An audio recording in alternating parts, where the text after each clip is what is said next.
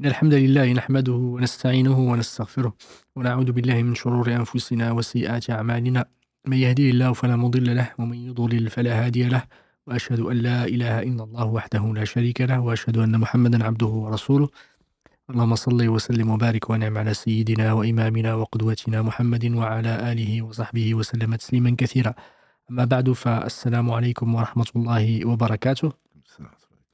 Bienvenue dans ce nouveau live de cette série qu'on consacre à la jurisprudence ou fiqh dans l'islam. Alhamd, la semaine dernière, on a fini effectivement par une période extrêmement bénéfique, prolifique pour le fiqh, celle des tabi'in, effectivement celle qu'on appelle les polygones, ceux qui ont suivi les successeurs des sahaba et des compagnons du prophète alayhi salatu wassalam. On a vu les caractéristiques de cette période et leur alhamdoulilah, l'extrême intelligence, on va dire, qu'Allah subhanahu wa ta'ala leur a offert et également leur amour pour la science et aussi tous les efforts qu'ils ont mis à servir la religion d'Allah subhanahu wa ta'ala et l'expliquer.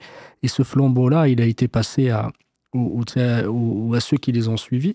C'est pour ça que, alhamdoulilah, on va commencer par parler des quatre grandes écoles de jurisprudence, les quatre madhahib qui sont restés jusqu'à aujourd'hui. Et on va commencer par le plus ancien, on va dire on va dire le chef de file ou celui qui a fondé cette école et on va dire le plus ancien, c'est effectivement le respect pour l'âge et le respect pour le alhamdoulilah et pour cet imam qui a été un des plus grands imams qu'Allah subhanahu wa ta'ala nous a donné et qui a apporté sa contribution à une richesse extrêmement grande dans le fiqh. Et alhamdoulilah, on parle encore de lui et c'est effectivement ses élèves et après tous ceux qui les ont suivis, alhamdoulilah, aujourd'hui on serve encore la religion d'Allah subhanahu wa ta'ala, ils servent encore la science. Et même Abu Hanifa, effectivement, on va inchallah en parler. Certains le connaissent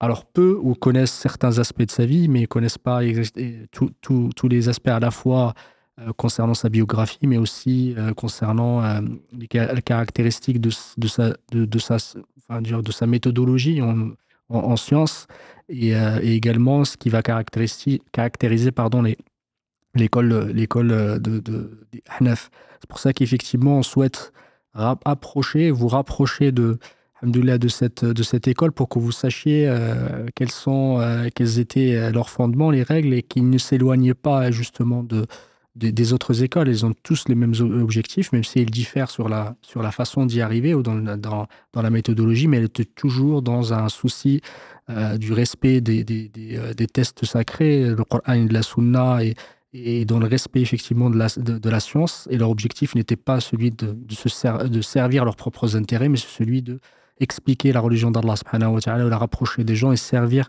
la communauté des croyants. Du coup, alhamdoulilah, je profite de la présence de Cheikh Mamadou Dafé, qu'Allah le récompense par le meilleur, pour parler de cet imam. Alhamdoulilah, et je remercie également toujours les frères Karim et Mohamed qui sont dans les coulisses, et je vous remercie aussi de votre présence et de votre fidélité à cette émission qui parle, alhamdoulilah, de l'islam. Barakallahu fik, Cheikh, qu'Allah te récompense par le meilleur, et on va, inchallah ta'ala, commencer le live d'aujourd'hui.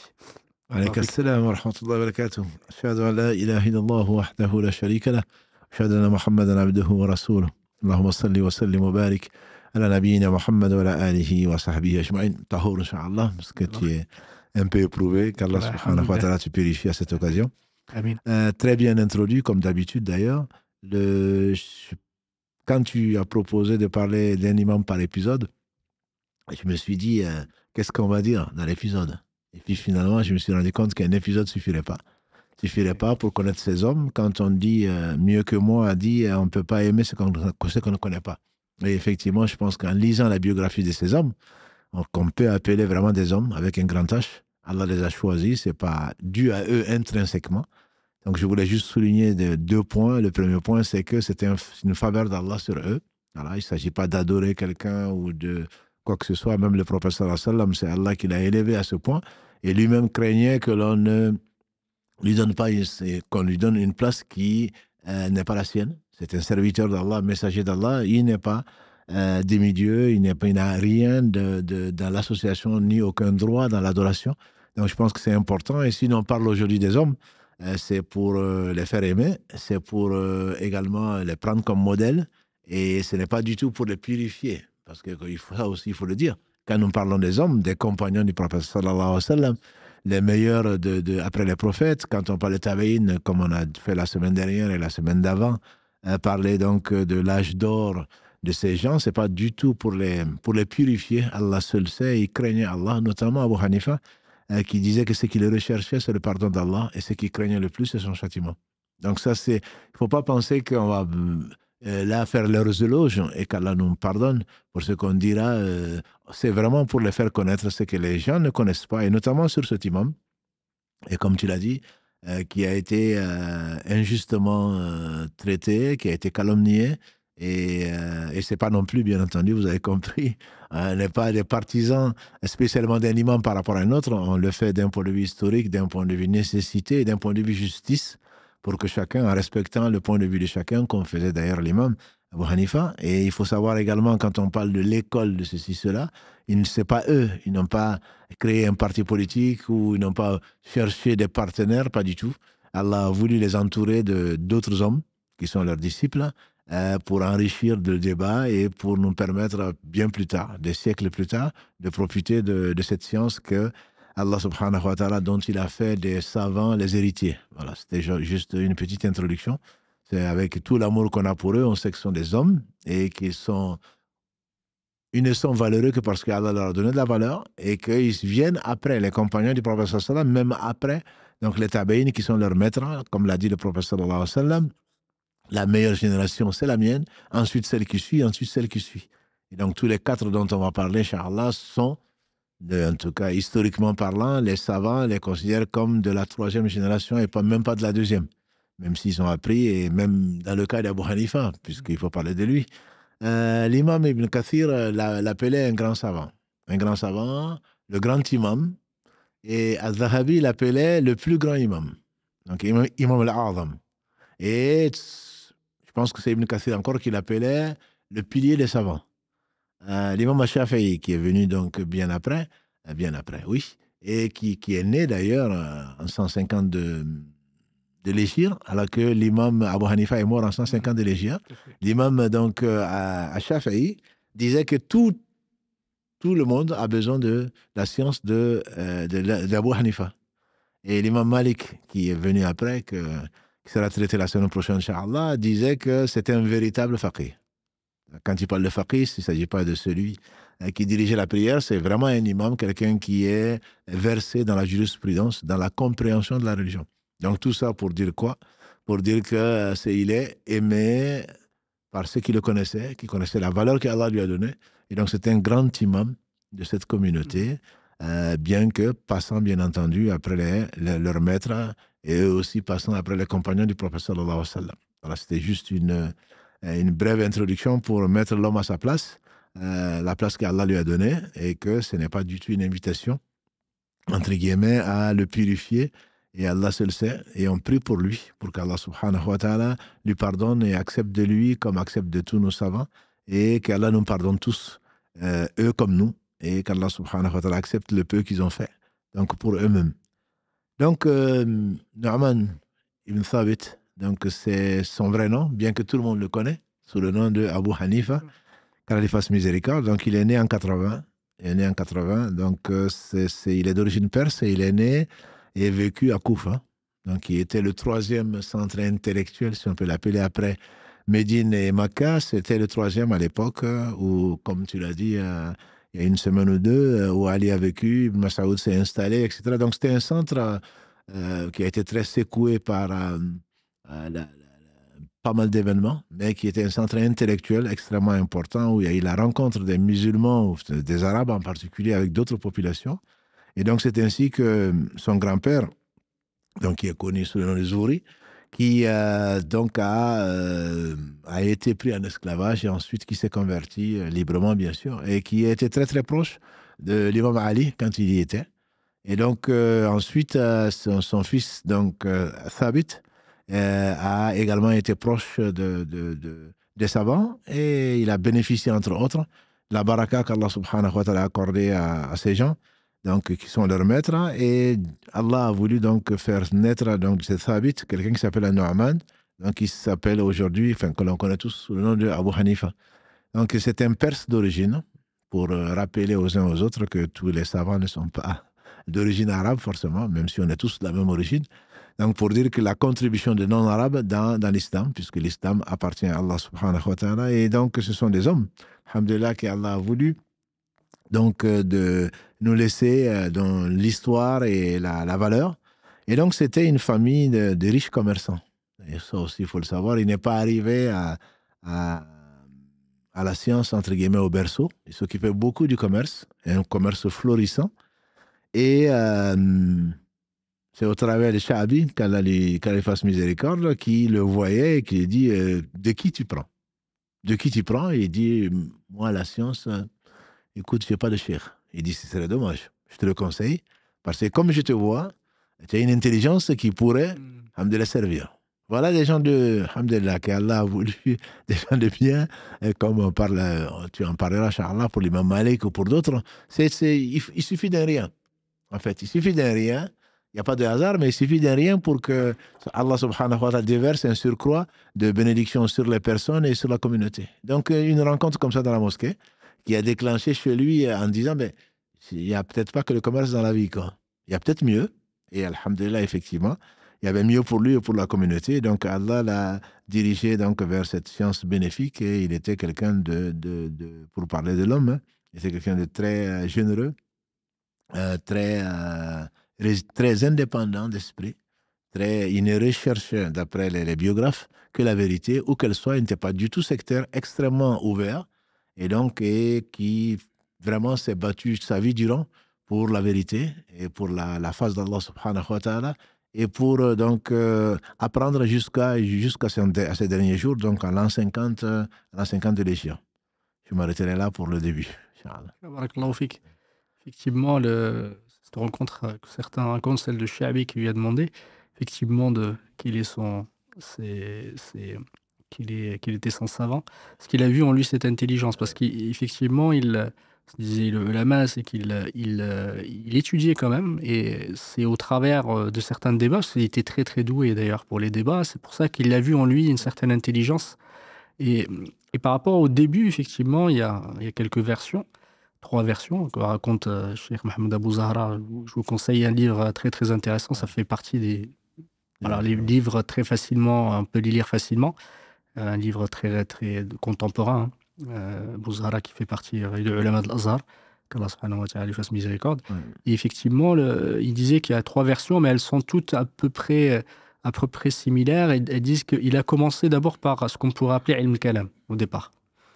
Ilm al-kalam qu'on pourrait traduire par la théologie scolastique. C'est qu'effectivement, c'est le fait de vouloir expliquer et défendre les doctrines religieuses par la philosophie et la logique aristotélicienne, la logique d'Aristote, effectivement. Pourquoi? Parce qu'il a vécu à un endroit, comme tu as parlé de l'Koufa, qui baignait justement dans la philosophie et cause de ce multiculturalisme, il y avait à la fois des Perses, il y avait aussi des chrétiens, et c'était baigné, il y avait beaucoup, beaucoup de philosophie. Du coup, il a été imprégné au départ, et il a dit qu'effectivement, petit à petit, il s'en est délesté parce qu'il a vu que ça ne servait pas à grand-chose. Et ils s'en est éloignés. Mais au départ, il a vu qu'effectivement, comme il était très, très, très, très intelligent, il a commencé à débattre avec, à l'époque, il faut savoir aussi, tu l'as dit, barakallahu fik, c'est le Koufa aussi, elle a été un endroit, il y avait beaucoup de sectes. À la fois les Khawarij, il y avait aussi les chiites, les Khawarij, il y avait aussi les Mu'tazila aussi, les Mu'tazilites qui étaient extrêmement... Les rationalistes, les Mu'tazila. Et d'ailleurs, quand on parle de Wasl ibn Ata, qui est le fondateur de Mu'tazilite, il est né la même année que l'imam Abu Hanifa, il est né en 80. Lui, il est né à Médine en revanche, après il est parti à Basra. Et d'ailleurs, il était il avait comme cheikh, entre guillemets, Hassan al-Basri. Donc on sait effectivement l'histoire où à un moment il commençait à rentrer dans ses explications, dans ses philosophismes. Mais là, même Hassan al-Basri lui a dit A'tazilna ya Wasil, je ne veux plus, tu abandonnes, comment dire, laisse-nous tranquille. I'tazilna, c'est là où s'appelle Mu'tazila. Le nom de Mu'tazila, c'est intéressant parce que c'est des phrases comme ça, qui expliquent pourquoi on les appelle les Mu'tazila. Bon, donc A'tazilana, laisse-nous tranquille, quitte-nous. Donc c'est comme ça qu'il est parti. Exactement. Et c'est comme ça qu'on les appelle les Mu'tazila, c'est qu'ils sont partis par rapport à la sunna du professeur sallam, dont Hassan al-Basri et bien d'autres, de Tabeïn, étaient les flambeaux. Les flambeaux, exactement. Et à ce moment-là, il a dit qu'il est arrivé à un niveau extrêmement, comment dire, élevé dans l'ilm al-kalam, dans cette science, et s'est rendu compte que ce n'était pas du tout la sunna du prophète, celle des sahaba, et que c'était pas le meilleur moyen effectivement pour y arriver. C'est là où il a recherché quelqu'un, il a recherché un savant, et c'est à ce moment-là qu'il est parti voir Hamad. Si tu pouvais juste nous en parler de ça, de Hamad ibn Sulayman, qui est l'élève de Ibrahim Nakha'i, qui est l'élève de Alqama, qui est l'élève de Ibn Abbas. Ibn Mas'ud. Mas'ud, barakallahu fik. À ce moment-là, c'est à ce moment-là qu'il a commencé vraiment à étudier le fiqh. C'est avec Hamad, justement. Si tu pouvais juste nous parler de cette période et comment il a la science, etc. à ce moment-là, parce qu'il n'était pas que l'élève de Hamad, mais il était l'élève aussi d'autres savants. Tout à fait, c'est aussi cette diversité de savants et de sources. Et Allah a voulu effectivement qu'il apprenne d'Ibn Abbas, mais bien plus tard, quand il a été exilé ou quand il est parti à la Mecque. Il est resté pendant 6 ans. Mais avant, également, il a appris le Coran. Il ne faut pas penser. Je pense que c'est important de le dire. C'est important d'être juste, comme le diraient nos savants. Même quelqu'un que l'on n'aime pas, entre guillemets, ce n'est pas son cas. Même quelqu'un qu'on n'aime pas, il faut au moins reconnaître ses valeurs. Et il a beaucoup étudié. Et Allah lui a donné cette intelligence vraiment très, très, très forte. Et donc, il a appris le Coran, notamment de Asim. Asim étant celui qu'on appelle Hafs. La version, c'est lui, le porteur. Tu nous en as très bien parlé. Quand on a parlé de la série donc, des lecteurs, donc Asim en faisant partie, il a appris de Asim le Coran. Voilà, il a appris le hadith. Donc Hamad était le maître principal, bien qu'il a appris, on dit, presque d'une centaine de savants. Donc Hamad était, comme tu l'as si bien dit, était donc un élève, lui aussi, donc d'Ibrahim Nakha'i. Voilà, Nakha'i. Et donc, Hamad a appris auprès d'Ibrahim également, si ma mémoire est bonne, qui est le fils de Al-Ash'ari. Abu Moussa al-Ash'ari. Oui. Voilà, on dit qu'il est resté auprès du fils d'Abu Moussa al-Ash'ari, qui est un compagnon très, très connu, on dit pendant 16 ans. Oui. Voilà, celui-là, donc, était le maître donc, de Hamad. Hamad, donc, qui était, on dit que c'est son maître, mais on aurait dû dire en tout cas l'un de ses maîtres, parce que il a, comme tu l'as dit, il a appris non seulement de Hamad, mais il a également appris de Ibrahim. Il a appris également d'élèves d'Ibn Abbas, des élèves d'Ibn Abbas. Il a appris de Ata. Voilà, il a appris de Ata qui est célèbre dans de l'école. Tant de l'école mécoise d'ailleurs que de l'école médinoise. Exactement. Parce qu'il est passé par Médine également et il a pris des élèves d'Ibn Omar comme Nafi'. Nafi' qui est l'un des maîtres, l'une des références de l'imam Malik. Exactement. Voilà. Donc c'est vraiment ce bouillon-là, entre guillemets, intellectuel, qui a fait l'homme et qui l'a constitué. Et donc il a suivi notamment Hamad, donc jusqu'à sa mort. Et ensuite, donc, il est devenu celui que Allah subhanahu wa ta'ala a voulu qu'il devienne. Effectivement, il a étudié auprès de Ikrima, qui est l'élève de Ata, de Sha'bi également, tu as parlé tout à l'heure, barakallahu fik. D'énormément, il a même pris des hadiths de l'imam Malik, rahmatullahi ta'ala alayh. Et du coup, il était quelqu'un qui avait, dans la version, effectivement, qui s'est intéressé à beaucoup de sciences. Mais là où il a dit, effectivement, il s'est intéressé à Ilm-Kalam, il s'est intéressé au hadith, au Coran, etc. Et là où il a trouvé vraiment l'intérêt, c'était dans le fiqh, parce qu'il disait qu'effectivement, c'était quelque chose dont les gens ont besoin. Vraiment. Et du coup, ça c'est vraiment intéressé au fiqh et il l'a trouvé chez Hamad et il était son élève pendant 18 ans, d'ailleurs, à peu près, 18 ou 20 ans.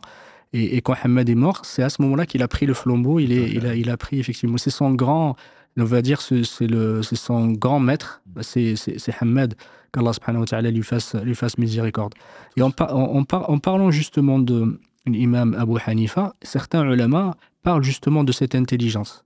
Et tu en as parlé la dernière fois, quand on posait la question à Imam Malik. Je crois que c'est Shafi'i qui a demandé à Imam Malik, ou à répondre de Shafi'i, que l'Imam Malik il parlait justement de l'intelligence de l'imam Abu Hanifa.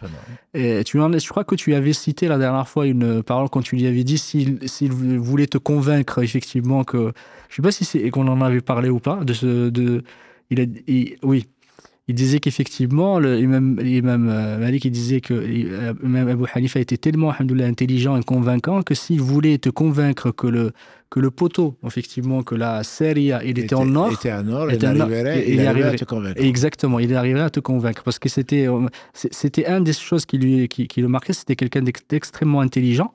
En revanche, aussi, il était quelqu'un de très humble. Il avait beaucoup d'humilité et c'était quelqu'un qui ne parlait pas énormément. Parlait pas beaucoup, il se disait, le ulama a rapporté de lui il réfléchissait beaucoup avant de parler. C'est d'ailleurs parmi on en parle là certainement, parmi ses élèves, c'était pas quelqu'un qui ne donnait pas de cours. Oui. Sa méthodologie n'était pas des cours, il était là en train, il était là. il était avec ses élèves, enfin ses disciples, des gens qui apprenaient de lui parce que, alhamdoulilah, la bonne compagnie est connue. Il les laissait discuter. Sa méthode, c'est le débat. Pas parce que il avait envie comme tu dis, il était très très humble. Très généreux aussi, je tiens à le souligner, parce qu'un savant, c'est avant tout un bon comportement. Ce n'est pas une accumulation de sciences qu'il avait. Il avait une grande intelligence. C'est cette intelligence peut-être qui lui a permis de mettre le bon comportement avant toute chose. Et on dit que son élève le plus célèbre, Abu Youssouf, disait que pendant 20 ans, il a subvenu à tous ses besoins, lui et de sa famille. Oui. Et pratiquement tous ses élèves aussi. Il leur demandait rien pour leur permettre d'approfondir la science. Il lui-même finançait, il leur donnait des bourses, lui-même finançait ainsi que leur famille, donc leurs besoins. Donc sa méthode, effectivement, c'était la modestie et l'humilité. Et souvent, il a laissé débattre. Il laissait débattre le temps qu'Allah veut. Et ensuite, il tirait sa conclusion. Et comme les élèves disent, même si on n'était pas d'accord avec lui, finalement, il mettait tout le monde d'accord. Parce qu'il a entendu vos arguments. Allah lui a donné d'autres arguments et il tranchait, en gros, et tout le monde était satisfait, même si chacun était content d'avoir contribué, chacun pensait que son avis était le meilleur, mais il y avait toujours l'avis du maître qui se faisait respecter au travers de la sagesse qu'Allah lui a donnée, subhanahu wa ta'ala. Et donc, Abu Hanifa, effectivement, était très humble et surtout, il recherchait la vérité. Ça, je pense que ça vient de l'humilité, et là, Allah seul sait. Il disait, enfin on lui fait dire en tout cas, que notre avis est pour l'instant le meilleur avis qu'on puisse trouver, pour l'instant. C'est ce qui vient de trancher. Mais si on trouve un avis meilleur, très certainement on va sur la vérité. Donc c'est cette ouverture d'esprit qui est loin du sectarisme d'un certain nombre de gens contemporains ou anciens qui tiennent à leur avis, à l'avis de leur école, etc. Alors qu'eux n'avaient pas d'école, sinon leur école c'était la vérité. Donc ils recherchaient, ils prenaient de tout le monde. Et il savait surtout que Allah seul sait. Donc, du coup, il s'efforçait et ils étaient très pointueux. C'est la raison, tu nous l'as rappelé d'ailleurs. Je trouve que c'est une très, très bonne chose à retenir, notamment d'Abu Hanifa. Ce n'est pas parce qu'il rejetait le hadith. Au contraire. Et des imams comme An-Nasa'i et Tirmidhi rapportent des hadiths d'Abu Hanifa. Même si, à l'époque, il n'y avait pas encore Bukhari, pas tous ces gens, qu'Allah les bénisse. Mais ils connaissaient les hadiths et ils connaissaient la science du hadith. On n'appelait pas encore science, mais il était extrêmement strict avec la vérité, avec les hadiths. Ce qui fait qu'il écartait des hadiths qui lui paraissaient douteux par rapport à autre chose. Tout ceci pour rechercher la vérité. Et comme pour moi, si c'est le cas, après avoir lu sa biographie ou après avoir découvert sa biographie ou relu, je trouve vraiment que c'est un homme de principe. C'est un homme, comme on le dit, intègre, et c'est un homme qui était très, très bienveillant. Et j'espère que tous nos savants sur les réseaux ou les pseudo-réseaux, qu'ils prennent exemple sur ces hommes-là. Il n'était pas savant pour qu'on dise qu'il était savant, il était savant parce que, comme Allah le dit, ne craint vraiment Allah que les savants. Donc, comme il est dit dans la sourate 35, verset 28, Innama yakhsha Allah min ibadihi al-ulama, en réalité, ne craignent Allah que les savants. Et donc, il était également ascète, il était dévot, et on le connaissait d'un scrupule, et qu'il faisait beaucoup de prières, beaucoup de jeûnes, etc., comme, je dirais, comme tout le monde, comme tous les savants en tout cas. Et c'était des exemples, et si Allah leur a donné cette lumière aussi, c'est parce que Allah, ils avaient la compagnie d'Allah. Voilà, ce n'est pas une somme de science, c'est une somme de piété qu'Allah leur a donnée, qui ne peut pas, on ne peut pas faire l'économie, malgré le peu de science qu'on a, on ne peut pas faire l'économie de l'adoration. Et le prophète sallam était celui, comme on le sait, il dit, est-ce que tu ne veux pas, Aïcha, que je sois un serviteur très reconnaissant, à prier, pourtant il avait le meilleur des hommes, il avait la compagnie d'Allah, il avait l'assurance, mais néanmoins il continuait à prier jusqu'à ce que ses pieds étaient enflés. C'est juste pour le rappeler à nos frères et nos sœurs, la science ne suffit pas, entre guillemets. La vraie science, c'est la connaissance d'Allah. Cette connaissance d'Allah passe nécessairement par la servitude. Le prophète sallam, on lui a proposé d'être prophète roi ou prophète serviteur. Il a choisi d'être prophète serviteur. Alors, donc cette humilité, c'est l'expression d'humilité qui m'a amené à ça. C'est vrai que vraiment, quand tu connais Allah, forcément, on le fait dire à Al-Hassan al-Basri que celui qui connaît Allah connaît son âme. Celui qui connaît son âme connaît Allah. C'est pour cela que je fais un clin d'œil à cette sœur qui demandait est-ce que serviteur c'est un mot qui ne me plaît pas. On lui a répondu avec Karim sur TikTok. Serviteur c'est un mot que j'aime pas. Je crains que ce soit un peu d'orgueil. J'ai répondu oui. C'est quand tu connais Allah, quand tu es son serviteur, il t'a choisi, c'est que il t'a aimé. Dans combien de versets, entre autres, celui qui parle de Isra al-Mi'raj, 17, la surah 17, verset 1, Subhanalladhi asra bi abdihi. Quand Allah aime quelqu'un, il appelle son serviteur. Donc, être esclave, plus la personne est soumise, plus le maître, entre guillemets, l'aime. Donc, plus la personne s'acquitte de la meilleure des façons de la tâche qui lui a été confiée, et on a été créé pour adorer Allah, donc plus la personne se consacre, reconnaît sa place et reconnaît celui de qui il prend des ordres, plus la personne va l'aimer. Que dire d'Allah subhanahu wa ta'ala qui aime ses serviteurs. Et quand donc quelqu'un a fait disparaître sa volonté pour ne laisser que la volonté d'Allah traverser donc son cœur, celui-là, Allah l'appelle mon serviteur. On le trouve dans plusieurs sourates, notamment dans la 18 également, Alhamdulillahi alladhi anzala ala abdihi. Voilà. Et voilà, maqama abdullahi dans la sourate 72. Donc Allah, quand il parle, wa ibadur rahman, voilà. Quand Allah parle de serviteur, qu'on traduit parfois par esclave, mais peu importe. Esclave de qui? Pas de ses passions. On est toujours, de toute façon, esclave de quelque chose, de quelqu'un. Donc, être serviteur d'Allah, c'est se mettre à son service, c'est grâce à Allah qui te rapproche et qui te fait aimer donc la foi et qui t'accompagne donc dans ta vie ici avant de te récompenser ici-bas et dans l'au-delà. Donc, pour revenir à Abu Hanifa, j'ai beaucoup aimé ce côté adorateur et ascète qu'il était, bien qu'il était riche. C'était l'un à l'époque à Koufa, c'est l'un des plus grands commerçants. Donc, de l'époque, ceci ne l'a pas empêché d'aller apprendre, ceci ne l'a pas empêché de prier la nuit, ceci ne l'a pas empêché de faire beaucoup de bien autour de lui, parce que la piété est venue entourer et encadrer tout ça. Allah fait qu'effectivement, on rapporte de lui son grand amour pour le Coran. Et effectivement, comme à l'instar de Uthman, radiyallahu ta'ala anhu, Uthman ibn Affan, il faisait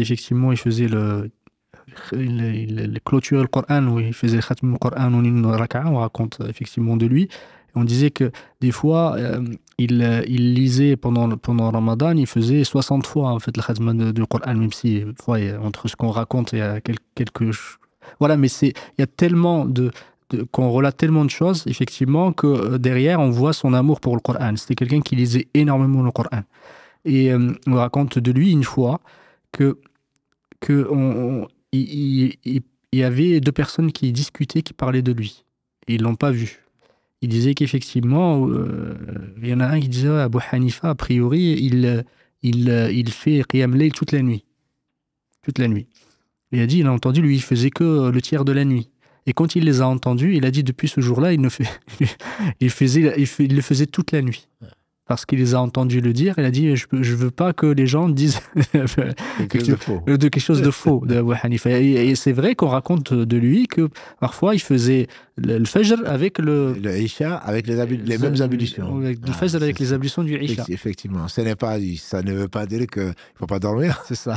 Donc voilà, mais simplement c'est remettre, accorder, à donner à Abu Hanifa ce qui lui appartient, c'est qu'Allah lui a confié là. C'est quelque chose qui est lié. La science, l'amour de la science est lié avec l'adoration. Les gens qui n'étaient pas des vrais serviteurs ou n'étaient pas des véritables serviteurs d'Allah subhanahu wa ta'ala, ce n'étaient pas des véritables savants, tu en as parlé. Ceux qui craignent le plus Allah, ce sont les ulama. C'est pour ça qu'on voit, ce n'est pas des gens qui recherchaient qui recherchaient le pouvoir, qui recherchaient la célébrité, mais ils recherchaient la face d'Allah subhanahu wa ta'ala. Et on raconte, ça me fait rappeler le Hassan al-Basri, qu'Allah subhanahu wa ta'ala lui fasse miséricorde. Une fois, quelqu'un est venu, lui a dit, posé des questions, il a dit, tu m'as dit, tu m'as répondu ceci, mais il y en a beaucoup qui sont pas de cet avis, qui disent autre chose. Et il lui a dit, est-ce que tu connais le véritable faqih? Il a dit, le véritable faqih, il n'en a plus. Il a dit, le véritable faqih, c'est celui qui délaisse la vie d'ici-bas et qui recherche que l'au-delà. C'est ça, en fait, le véritable faqih, le véritable savant, à proprement parler. Je ne recherche pas justement d'être d'accord avec les uns ou les autres, ou rechercher la célébrité ou autre. Ce que je recherche, effectivement, c'est la face d'Allah subhanahu wa ta'ala. Pour appuyer ce que tu viens de dire, il n'a jamais accepté une fonction quelconque venant d'un gouverneur, même si ça lui a valu ce que ça lui a valu. Tout à fait. Il a été justement de crainte de perdre son indépendance. Parce que quand on est fonctionnaire, de l'État, surtout quand l'État est injuste, eh bien, finalement, et on lui demande, le calife lui demande pourquoi tu refuses ça, il dit parce que tu m'aurais donné ce qui t'appartient, je l'aurais accepté. Mais ce que tu me donnes, c'est ce qui appartient aux musulmans. Or, j'ai pas droit à ça, parce que je suis pas dans le besoin. Nous, on aurait dit, bon, c'est toujours bien, tu le prends, tu le donnes. Non, mais il dit, je n'ai pas le droit. Ce que tu vas me donner, je n'en ai pas de droit. Et donc, alhamdulillah, entre autres, ça prouve vraiment sa piété, et qu'Allah subhanahu wa ta'ala lui pardonne ses erreurs et le préserve de conséquences des péchés qu'il a pu faire et qu'Allah le bénisse. Barakallahu fik. Et de toute façon, on va en parler de cet épisode à la fin de sa vie, justement, parce que ça nous donne... En fait, ce qui est intéressant, c'est les leçons qu'on va en tirer. C'est pas forcément de parler, alhamdoulilah, on peut lui rendre hommage, parce que, alhamdoulilah, c'est quelqu'un qui a servi la communauté, mais c'est aussi quelle leçon on en tire. Et en parlant effectivement de l'imam Abu Hanifa, qu'Allah subhanahu wa ta'ala lui fasse miséricorde, c'était quelqu'un, quand je parlais tout à l'heure d'humilité, c'était quelqu'un je disais effectivement, il ne parlait pas beaucoup, tu en as si bien parlé, barakallahu fik, par rapport à ça, et également c'est quelqu'un qui ne critiquait pas les autres, qui ne cherchait pas trop à critiquer. Parce qu'il a été beaucoup décrié à l'époque. Beaucoup le critiquaient. Et on continue d'ailleurs. Et on continue jusqu'à aujourd'hui. Mais il ne critiquait pas il ne portait pas trop l'oreille. Ce n'était pas quelqu'un qui cherchait la polémique dans le sens de critiquer les autres madahib. Il n'était pas du tout de cette veine. Et je me rappelle de l'imam Aouza'i, rahmatullahi ta'ala alayhi, qu'Allah subhanahu wa ta'ala fasse miséricorde. Ils ont vécu la même époque. Aouza'i, il faisait contemporain. Il faisait partie aussi de ceux qui ont fondé entre guillemets, le madhab. Il a une école. Elle a duré, je crois, 300 ans, quelque chose comme ça. Elle était même répandue, même en Andalousie. Aouza'i lui racontait beaucoup de choses. On venait, on lui rapportait des choses. Aouza'i vivait en Cham. On lui racontait des choses. Et effectivement, il était très critique vis-à-vis d'imam Abu Hanifa. Et je crois qu'à un moment, il avait rencontré, il me semble, c'était Abdullah ibn Mubarak, si ma mémoire est bonne, qui était l'élève de l'imam Abu Hanifa. Et lui, il était critique. Et à un moment, il lui a dit, voilà, ils ont commencé à discuter des choses, de questions de le fiqh. Il lui a dit, oui, voici ce que j'ai entendu. Il a dit, même Aouza'i, il lui a dit, c'est franchement des avis extrêmement intéressants. Voilà. Il lui a dit, d'où tu les as entendus? Il lui a dit d'un alim que j'ai vu à Koufa. Il lui a dit, tu restes avec lui. En fait, c'était la même Abu Hanifa. Il n'a pas voulu lui dire parce qu'il a vu qu'il était extrêmement remonté contre lui. Parce qu'on lui a raconté qu'il délaissait la sunna. L'imam Aouza'i était faisait partie de l'école de Médine, traditionniste, et à un moment il a dit après cela ils se sont rencontrés Ils ont commencé à discuter, ils ont débattu, discuté, et à ce moment-là, il a changé d'avis vis-à-vis de lui. Il lui a dit, je me suis trompé. Donc, toi, je demande pardon à Allah subhanahu wa ta'ala parce que j'ai prêté l'oreille à des gens qui m'ont raconté des choses. Et c'est pour cela, quand tu as parlé tout à l'heure, il faut faire très très attention aux gens qui sont là qui ne font que attiser la haine, et ils sont là que ils n'ont aucun intérêt que de créer de l'animosité. Et ça, c'est extrêmement dangereux. Et je demande à mes frères, si tu peux faire effectivement un conseil à nos frères et à nos sœurs, de faire très, très attention à qui ils prêtent l'oreille, et à faire attention à ceux qui ne cherchent autre chose que la destruction et l'animosité et la haine entre les musulmans. Allah nous met en garde. Hein. Oui. Et le prophète sallam dit qu'il suffit de raconter tout ce que l'on entend pour mériter d'être traité de menteur. Et le prophète sallam lui-même disait, ne me parlez pas du mal de mes compagnons, j'aimerais quitter ce bas monde sans avoir quoi que ce soit contre eux. Donc il est évident que, entre autres, je pense que c'est le verset 7 de la sourate 49, où Allah dit, aux croyants, si un pervers vous apporte une nouvelle, vérifiez-la. Donc ça peut arriver, comme tu dis, même dans le milieu des savants, hein, parce qu'on entend beaucoup de choses. Et effectivement, on dit qu'Allah lui avait donné à Abu Hanifa le fait de ne pas en tenir compte, ce qui est énorme. C'est énorme parce que ce n'est pas donné à tout le monde. Et quand on entend forcément, Allah dit ce qu'on entend, ça nous touche, parce qu'on est des hommes. Même le prophète sallam, il était attristé par ce que l'on dit. Donc, mais Allah lui avait donné à Abu Hanifa le fait de ne pas tellement tenir compte, ça ne veut pas dire que ça lui fait pas mal. C'est un homme, c'est normal. Mais de dépasser ça, c'est pas évident. Et de continuer, même quand on lui posait des questions, il donnait des réponses, on dit oui, mais ça c'est ton avis, ça. Il y a d'autres avis. Et il faisait comme si les autres avis, parce qu'il ne les connaissait pas, il y a d'autres avis, mais très bien. Mais tant mieux s'il y a d'autres avis. Mais moi, mon avis, il est celui-là. Mais il ne polémiquait pas en disant, ah bon, mais écoute, si tu ne me crois pas, va chercher ailleurs, comme on dirait aujourd'hui. Non, il continue à donner, mon avis, il est celui-là, mon avis est celui-là.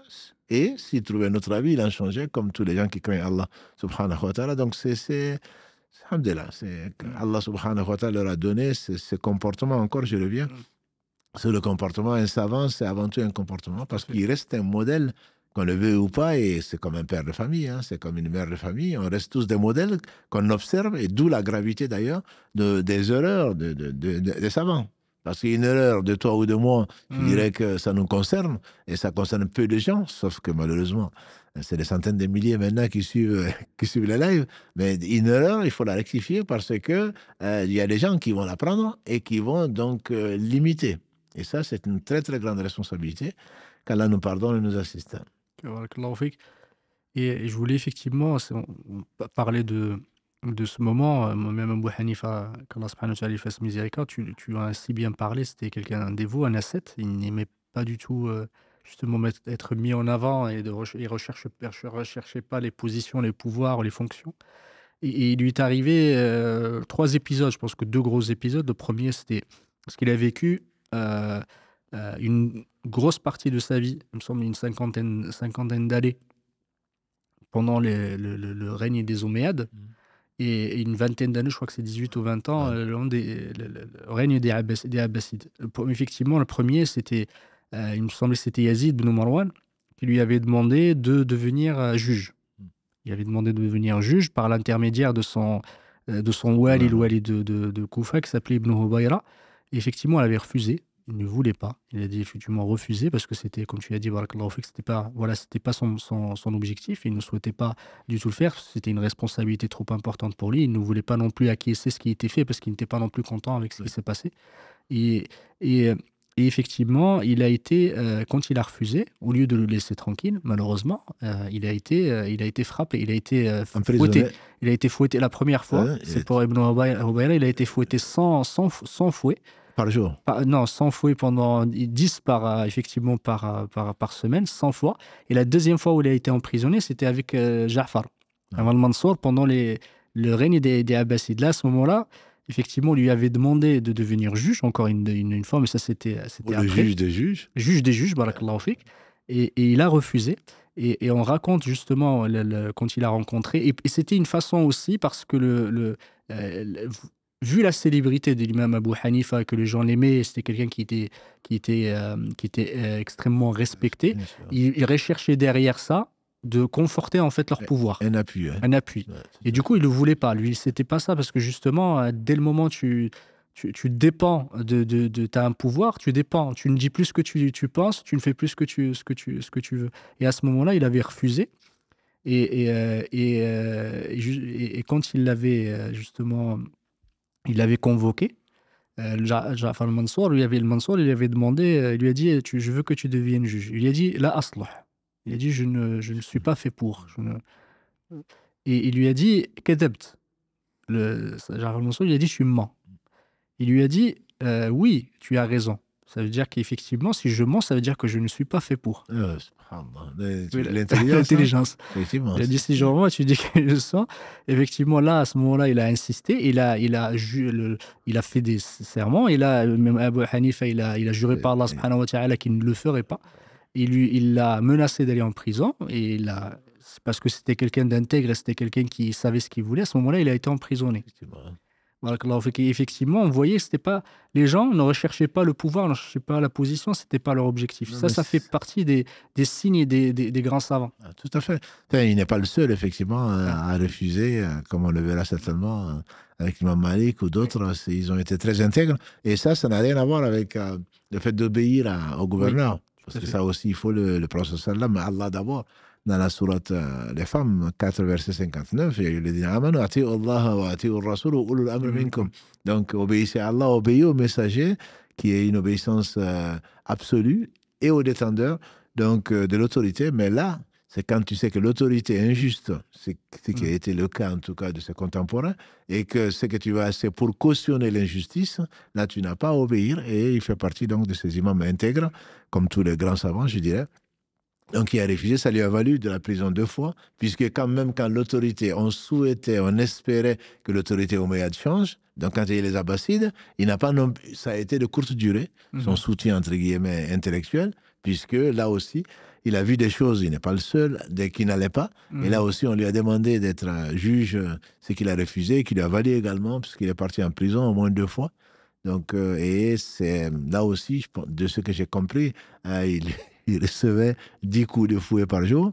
Et ensuite, il a été libéré. Mais c'est la suite de ces sévices, ces tortures, que Allah l'a rappelé. Donc, en lançant 50 de légion. Il est mort en prison, Imam Abu Hanifa. Effectivement, il avait 70 ans. Oui, c'est ça. Il est décédé en prison et certains même rapportent qu'il a été empoisonné. C'est pour ça qu'effectivement, certains disent qu'il est mort en martyr.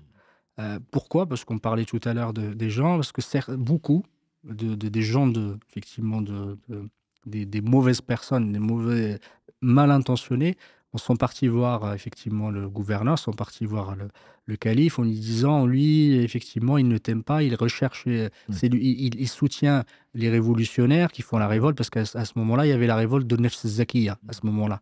Et même Imam Malik, rahmatullahi ta'ala, il a été éprouvé en même temps. À Médine, oui. Il a été Médine. C'était à la même époque, il a été éprouvé également à cause de ça. Et on lui a dit, en fait, il sabote, c'est un saboteur, il sabote ton pouvoir, il recherche effectivement ce que tu... C'est pour ça qu'il avait beaucoup de détestation envers lui, il avait de la haine envers lui. Et après, certains même, ils ont dit effectivement qu'on lui a, si c'est vrai, on lui a dit effectivement, on lui a donné... On l'a empoisonné et de toute façon, le fait qu'il soit décédé en prison, ça a été rapporté.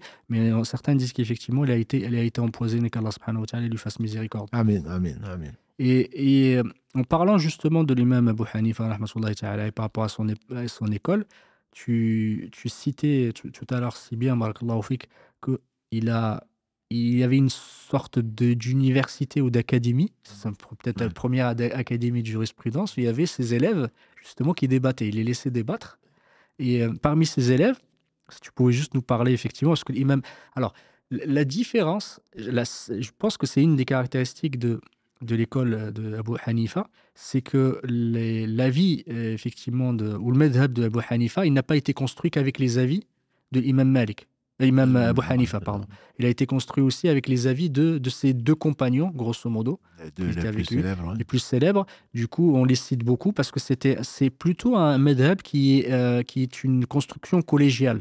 Tout à fait. Ouais. Tout à fait. Effectivement, nous, on appelle ça école aujourd'hui, mais on ferait peut-être mieux, effectivement, de l'appeler académie, au moins à l'époque, avec des débats très fructueux, très utiles, mais très respectueux, on imagine.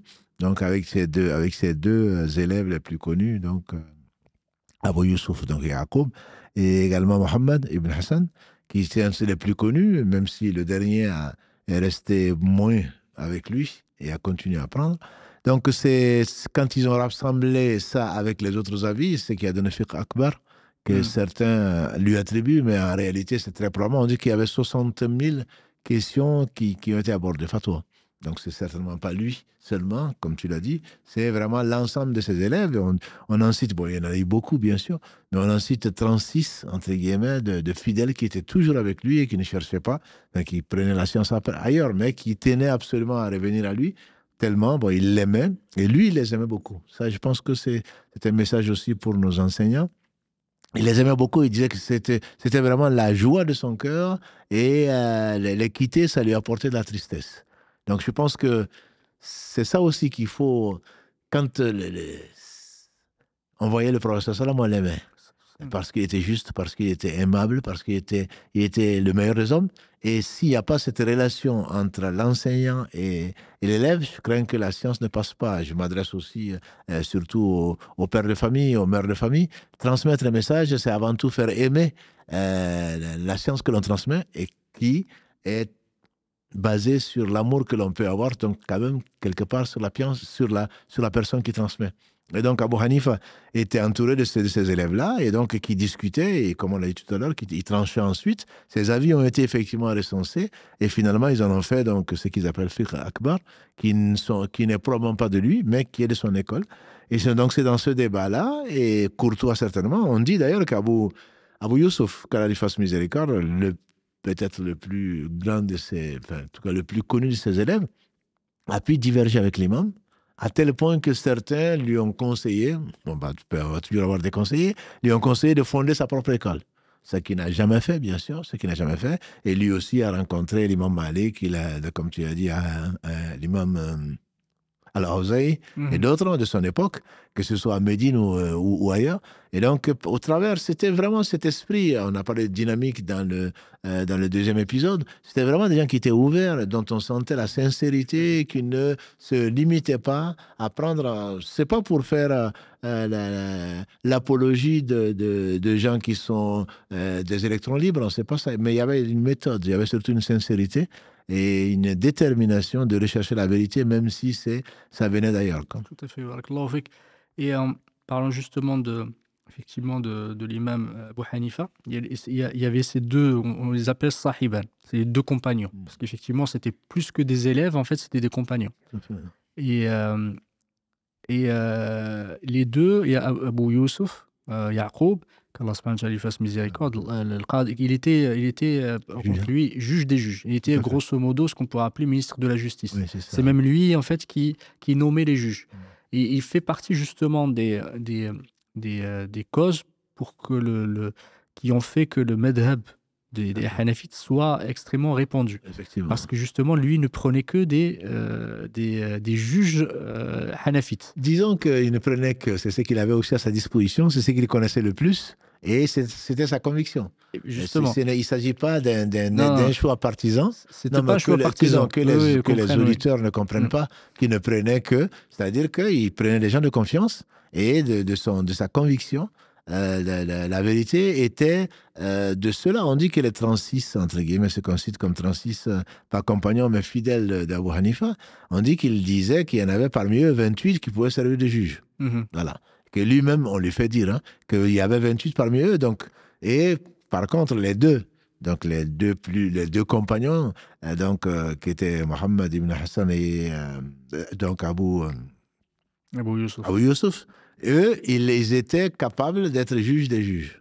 Et c'est ce qu'Allah a voulu finalement qu'ils soient. Donc, ils avaient des gens qu'ils connaissaient bien, dont ils connaissaient l'intégrité, dont ils connaissaient la science, qu'il a nommé certainement, et qui a fait, comme tu le dis, que le mazhab qui porte leur nom, qui porte son nom, en particulier Abu Hanifa, est celui qui est le plus le répandu dans le monde, puisque du temps de Haroun Rachid, et donc du temps en plus donc, des Abbasides, pendant 5 siècles, c'était devenu le madhab officiel. Voilà. Comme c'était devenu le madhab officiel, forcément, que partout où l'islam répandait sa lumière, donc c'était ces juges-là dont tu as parlé, donc qui étaient plutôt de tendance Hanafi, qui étaient envoyés, et c'est ce qui fait aujourd'hui que on le retrouve dans différents pays comme la Turquie, comme la Syrie, comme l'Irak. Exactement. Et là, le deuxième facteur, justement, on parle du fait qu'il soit répandu, c'est aussi à cause de l'Empire ottoman. Parce que l'Empire ottoman a pris effectivement comme madhab officiel le madhab des Hanafi. Voilà.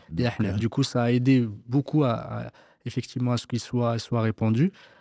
Et quand on parle justement de Abu Yusuf étant, il a écrit certains livres, il n'en reste pas beaucoup.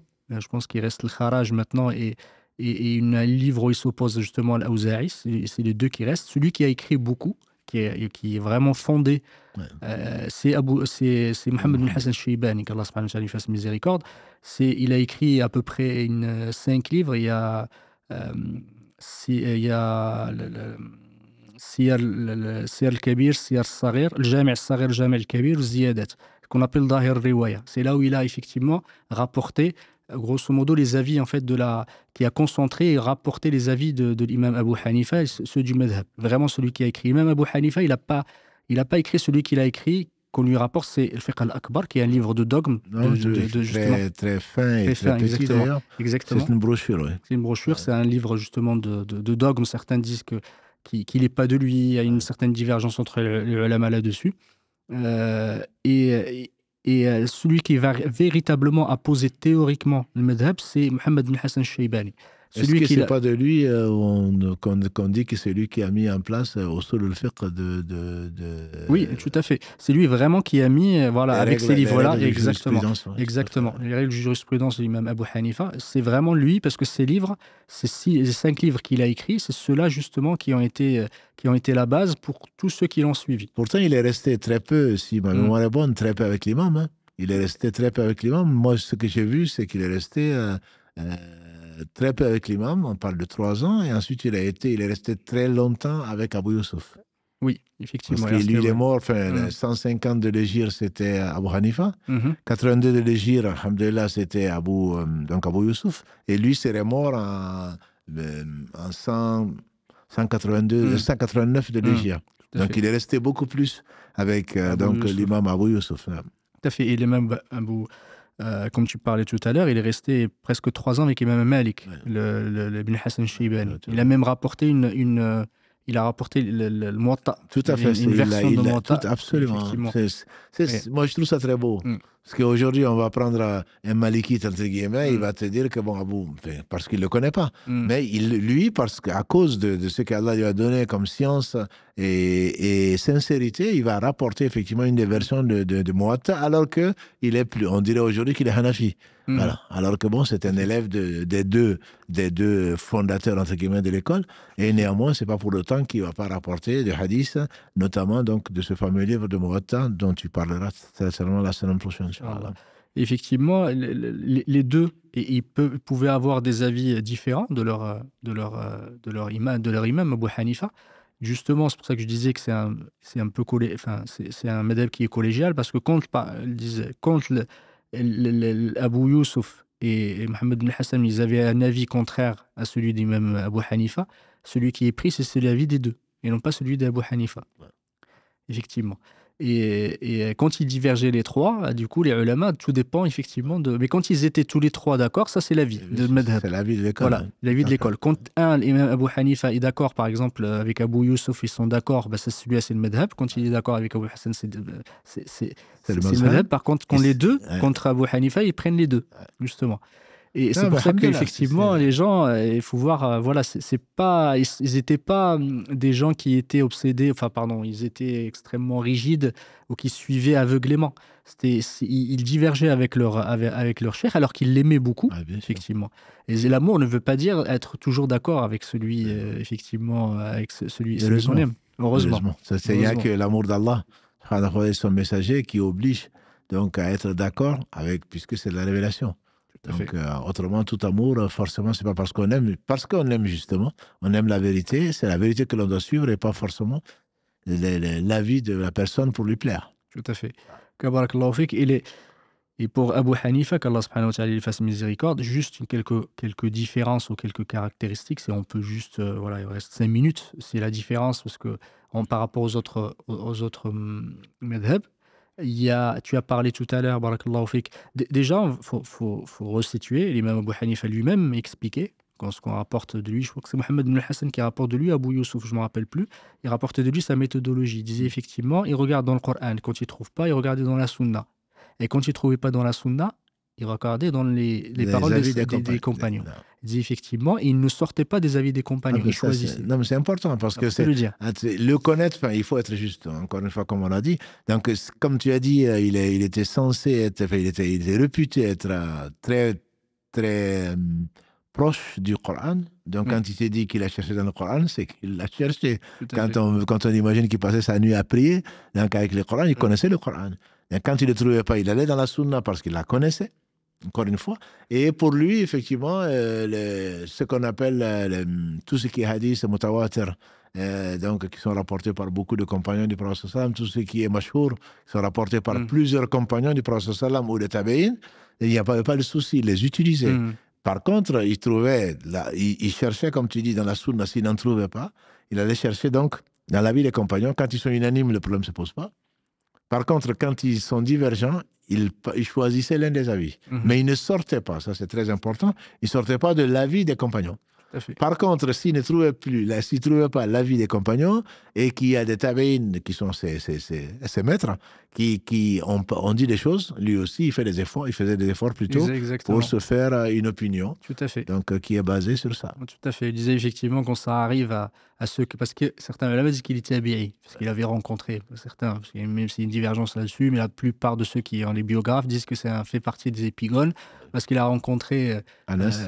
Il a dit même qu'il a rencontré 7 autres compagnons. Exactement, mais il était très petit, il était très jeune, il n'a rien rapporté d'eux, effectivement. C'est pour ça que ça disait que, voilà, il n'a rien rapporté, il ne le considère pas comme tabi'in, mais il a vraiment vécu au même moment, ça c'est une certitude, il a vécu au même moment. On raconte de lui, justement, quand il arrive au tabi'in, il a dit « Ijtahidu kama yajtahidun » je suis un homme comme eux, je fais l'ijtihad comme eux. La question de hadith, tu viens d'en parler, je pense que c'est la plus grande différence, on va dire, avec les autres, les plutôt traditionnistes, la différence de l'imam Malik, de Shafi'i, pardon, et d'Ahmed, qui était extrêmement, comment dire, qui était plutôt de tradition les hadiths, très attaché par la barakallahu fik au hadith. Lui, il a vécu à un endroit où justement on voyait beaucoup de mensonges, beaucoup de sectes, etc. Du coup, il faisait extrêmement attention, même à son époque. Surtout, il faisait partie des premiers. Il faisait partie des premiers. À ce moment-là, on n'est pas arrivé à un stade, justement, de ilm al-hadith, où on a commencé vraiment la codification à ce moment-là. Du coup, beaucoup de choses arrivaient, il faisait très, très attention. Tu en avais parlé, je pense que c'est très important pour comprendre. C'est pour ça qu'on est souvent injuste quand on juge sans science. Et donc, il était absolument pointueux. Et donc, il ne prenait que les hadiths dont il était sûr. Quand il y avait un doute, il avait plutôt les ihsan. Il voyait plutôt l'intérêt donc de la communauté, l'intérêt de la communauté, l'intérêt, et il recherchait avec le qiyas. Donc pourquoi les choses du Coran, de la Sunna, dans quel contexte? Donc il cherchait la illa dont on a parlé, la raison profonde pour laquelle la règle a été fixée par Allah, donc soit par son messager, soit par le Coran. Quel est le profond, l'esprit de la loi? C'est ce qu'il a amené. Donc quand il y a les hadiths que certains considéraient comme authentiques après lui, mais lui de son temps, il avait des doutes, il préférait donc raisonner dans la limite des textes, il préférait raisonner plutôt que de prendre un hadith qui aurait pu aller à l'encontre donc de cette raison-là ou de ces règles-là. Tout à fait. Effectivement, et comme tu as parlé tout à l'heure de mutawatir, parce que ce qu'on appelle khabar al-ahad qui n'est pas arrivé au mutawatir, celui qui est raconté par une partie, comment on pourrait appeler, comment on peut dire ça, le jama', effectivement, un grand nombre qui ne peuvent pas s'accorder sur le mensonge. Il y a ce qu'on appelle Khabar al-Ahad. Khabar al-Ahad, c'est qui raconte, même s'il peut être authentique, bien sûr, justement, il peut être authentique. Exactement. Il fait partie de Khabar al-Ahad. Tout à fait. Exactement. Lui, ne le prenait que sous certaines conditions. Effectivement, pour lui, parce qu'il y a un doute, la personne peut se tromper. Pour lui, par exemple, une des conditions, il faut que le hadith ne soit pas contraire au qiyas. Qiyas, ça veut dire qu'il n'est pas contraire au fondement de la religion, aux règles de la religion, aux d'autres hadiths. Il faut que celui qui l'a rapporté, qu'il ne l'ait pas contredit. Ça veut dire soit par ses avis, ça veut dire qu'il a rapporté le hadith. Par contre, qu'est-ce qu'il a fait? Il a fait le contraire de ce qu'il a rapporté, ou qu'il a rapporté quelque chose effectivement qui est contraire à ce hadith. Il ne faut pas qu'il soit contraire au qiyas. Pour lui, il faut que celui qui l'a rapporté, que ce soit quelqu'un qui est faqih, justement, pour que ce soit quelqu'un qui comprend. Ça fait partie des conditions pour lui de prendre le hadith, d'accepter ce hadith. Exactement. Encore une fois, il faut le rappeler, ce n'est pas Bukhari, ce n'est pas Muslim. Exactement. C'était bien avant. C'était bien avant. C'est bien avant ces règles-là qui sont encore plus strictes, bien entendu, qu'on connaît, ilm al-rijal, etc. Tout à fait.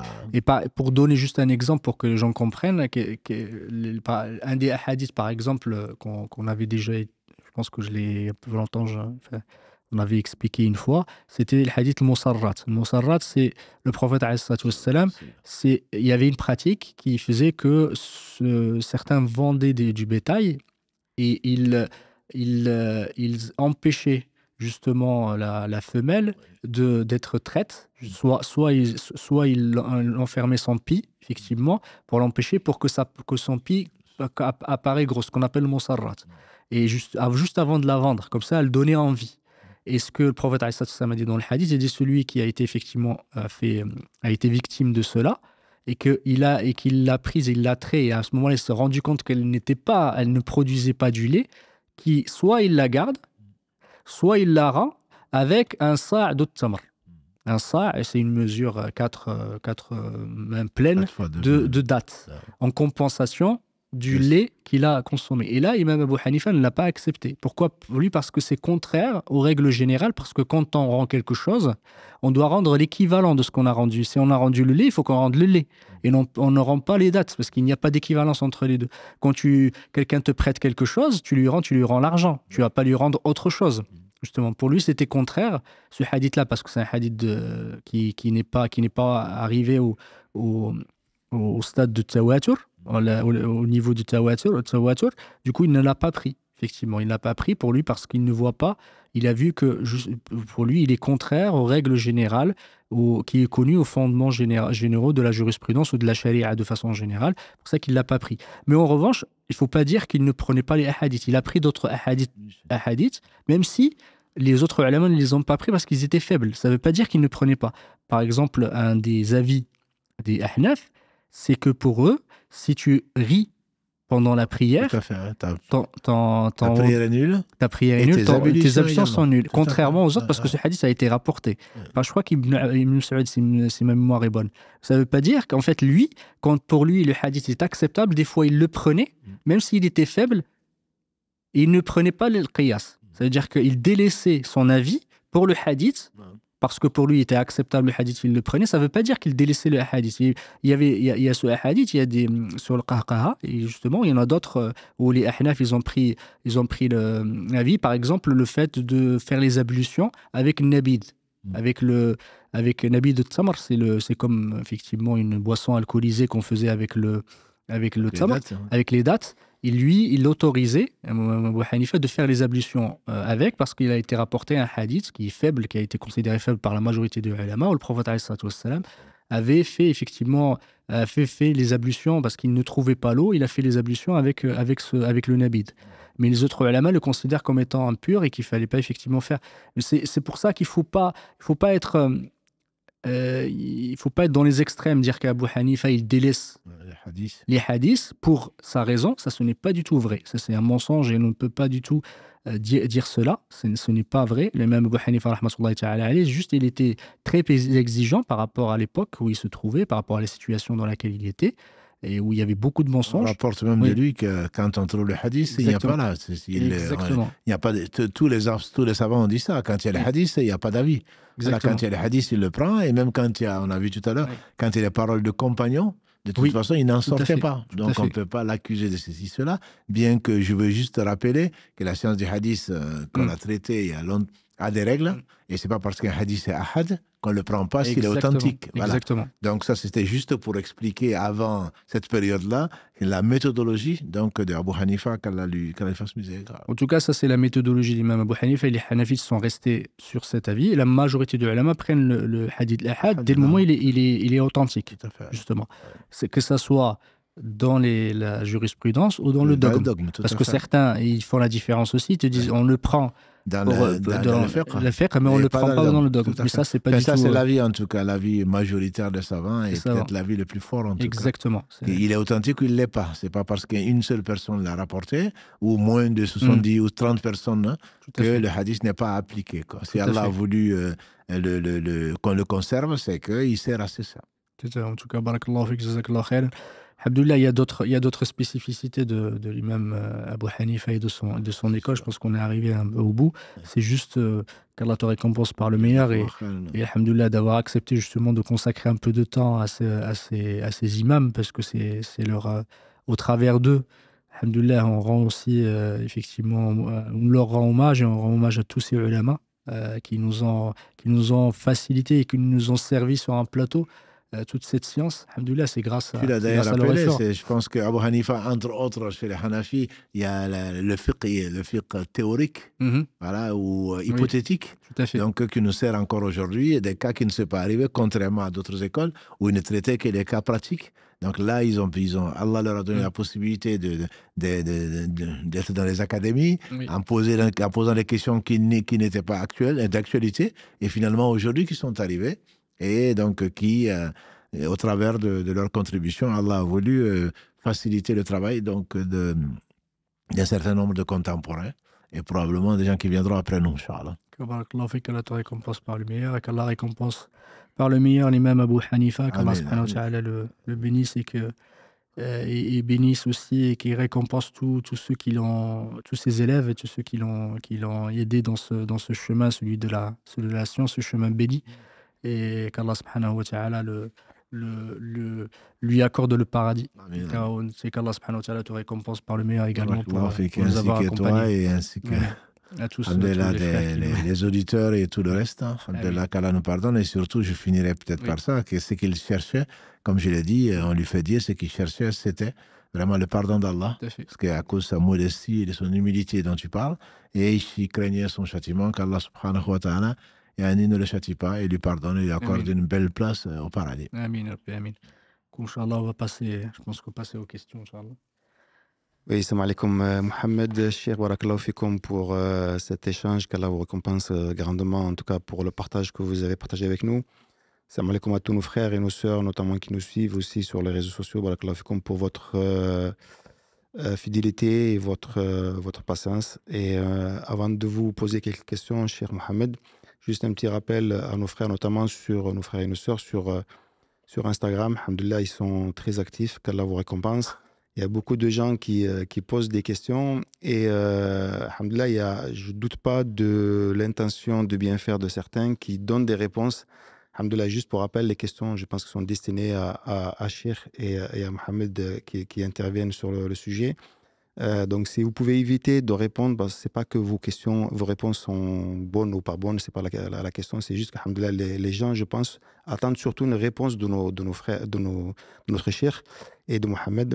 Barakallahu fikum. Donc, essayez d'éviter de répondre parce que ça peut peut-être influencer une personne pas forcément dans le bon sens. Barakallahu fikum en tout cas.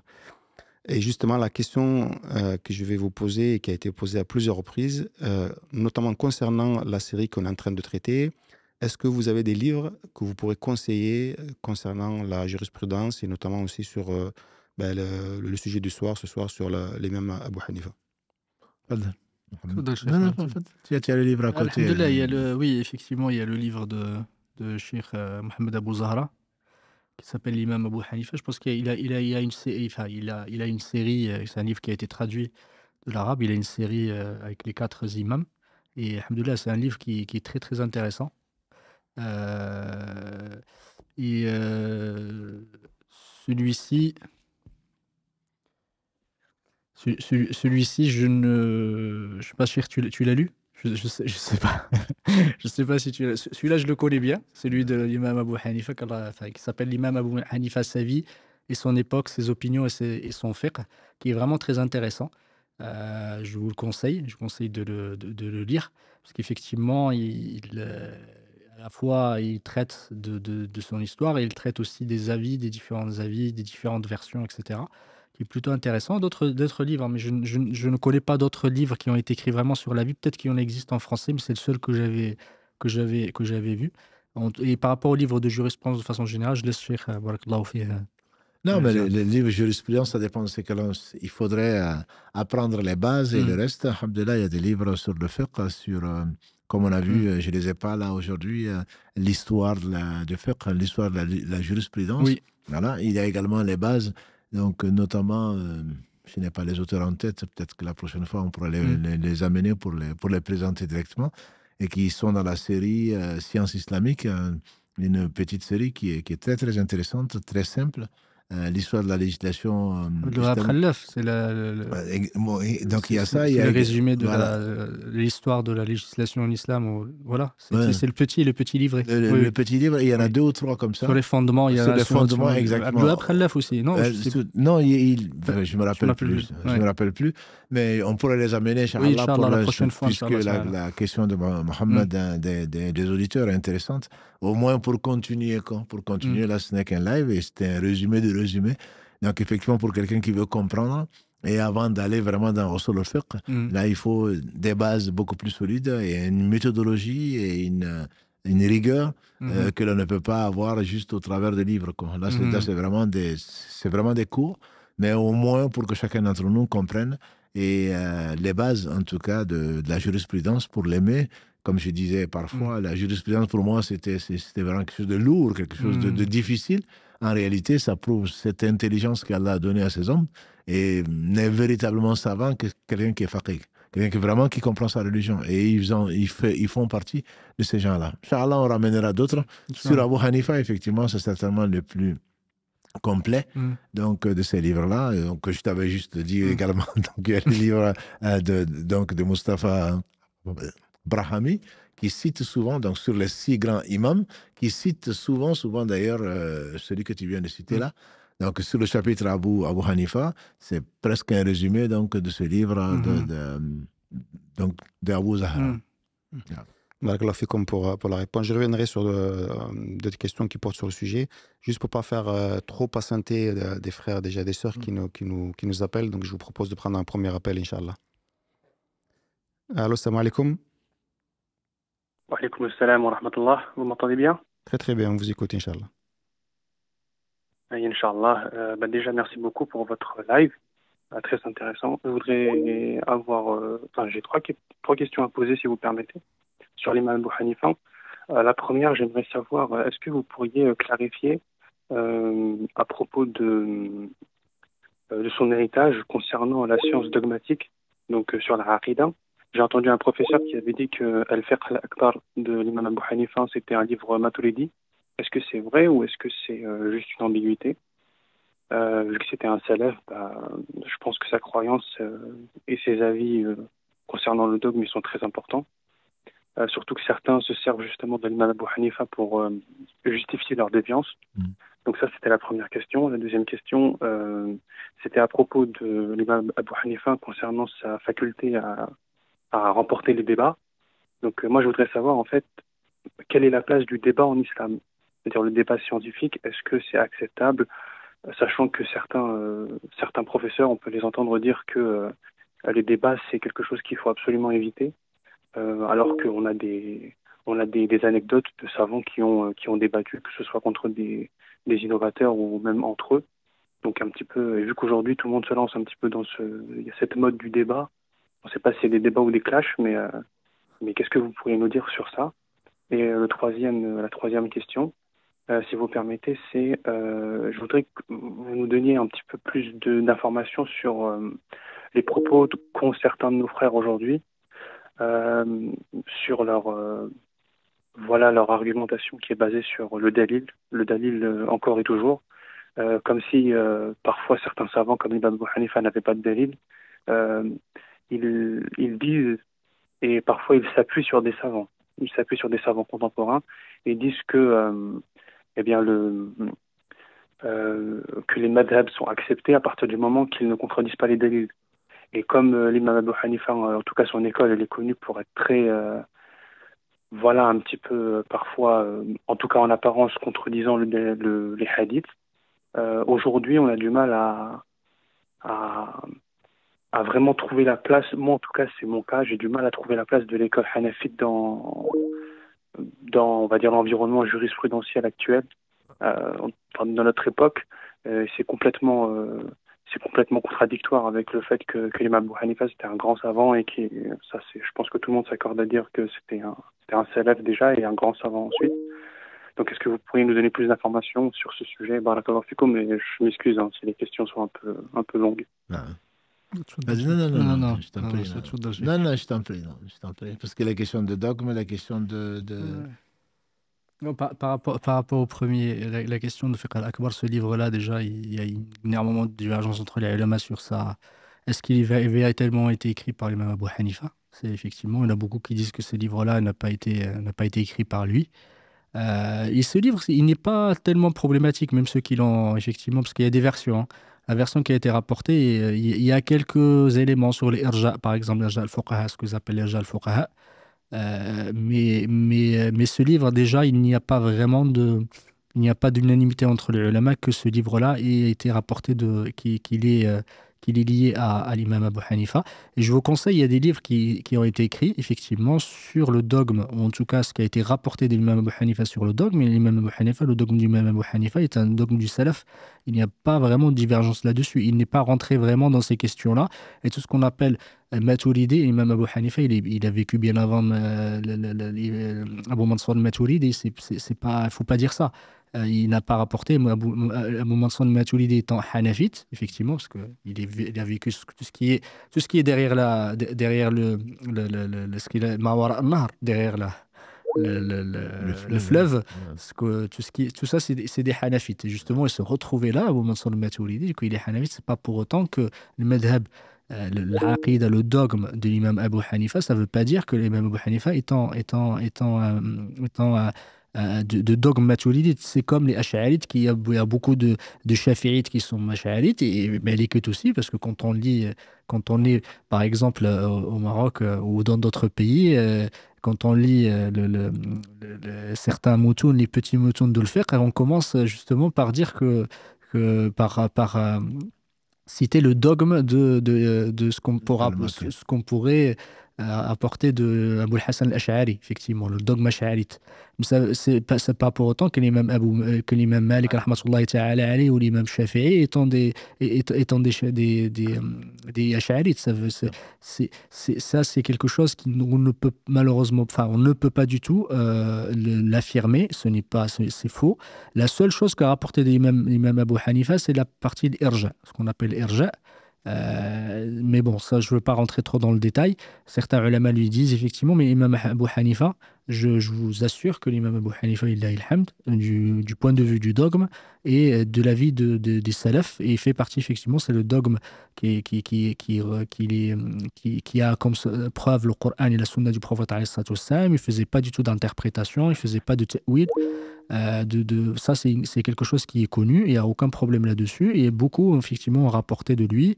Il y a des livres, je ne sais pas si ça a été traduit ou pas, il faut que je regarde, mais il a été traduit avec tous ses avis sur le dogme et qui sont totalement en lien avec le dogme ou la aqida du prophète alayhi salatu wassalam et celle de nos pieux prédécesseurs. Je ne sais pas si tu veux ajouter quelque chose. Non, juste, c'est comme tu as dit, tout ce qui est. C'est quelqu'un qui a demandé quelqu'un de la masse qui a demandé est-ce que le professeur sallam, est-ce qu'il était Hanafi ou est-ce qu'il était Maliki. Voilà, donc les gens prennent des avis de savants, même s'ils se sont trompés, des avis de savants, et le remonter à l'imam. Moi, le meilleur livre de Aqidah que j'ai lu et que je conseille surtout beaucoup, c'est d'un Hanafi d'ailleurs, c'est Tahawiya, c'est Tahawi, Abu Ja'far Tahawiya. donc Abu Ja'far Tahawi, et avec un commentaire que je conseille parce que parfois aussi il y a des égarés et des innovateurs qui commentent ça, donc de Ibn Abil Izz Al-Hanafi, Al-Hanafi, parce qu'il est Hanafite.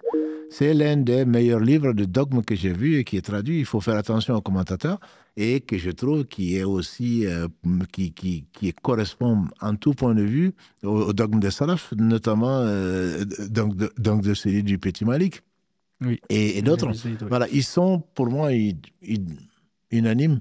C'est le même dogme. Après, effectivement, sur la foi, comme on en a parlé dans l'émission du mercredi, la réalité de la foi, bon, certains disent qu'Abu Hanifa ne met pas les œuvres dedans, alors que, comme on l'a vu mercredi, donc il y a 2 mercredis, la vérité, c'est qu'il n'a pas mis les œuvres dedans, il en a fait quand même un pilier.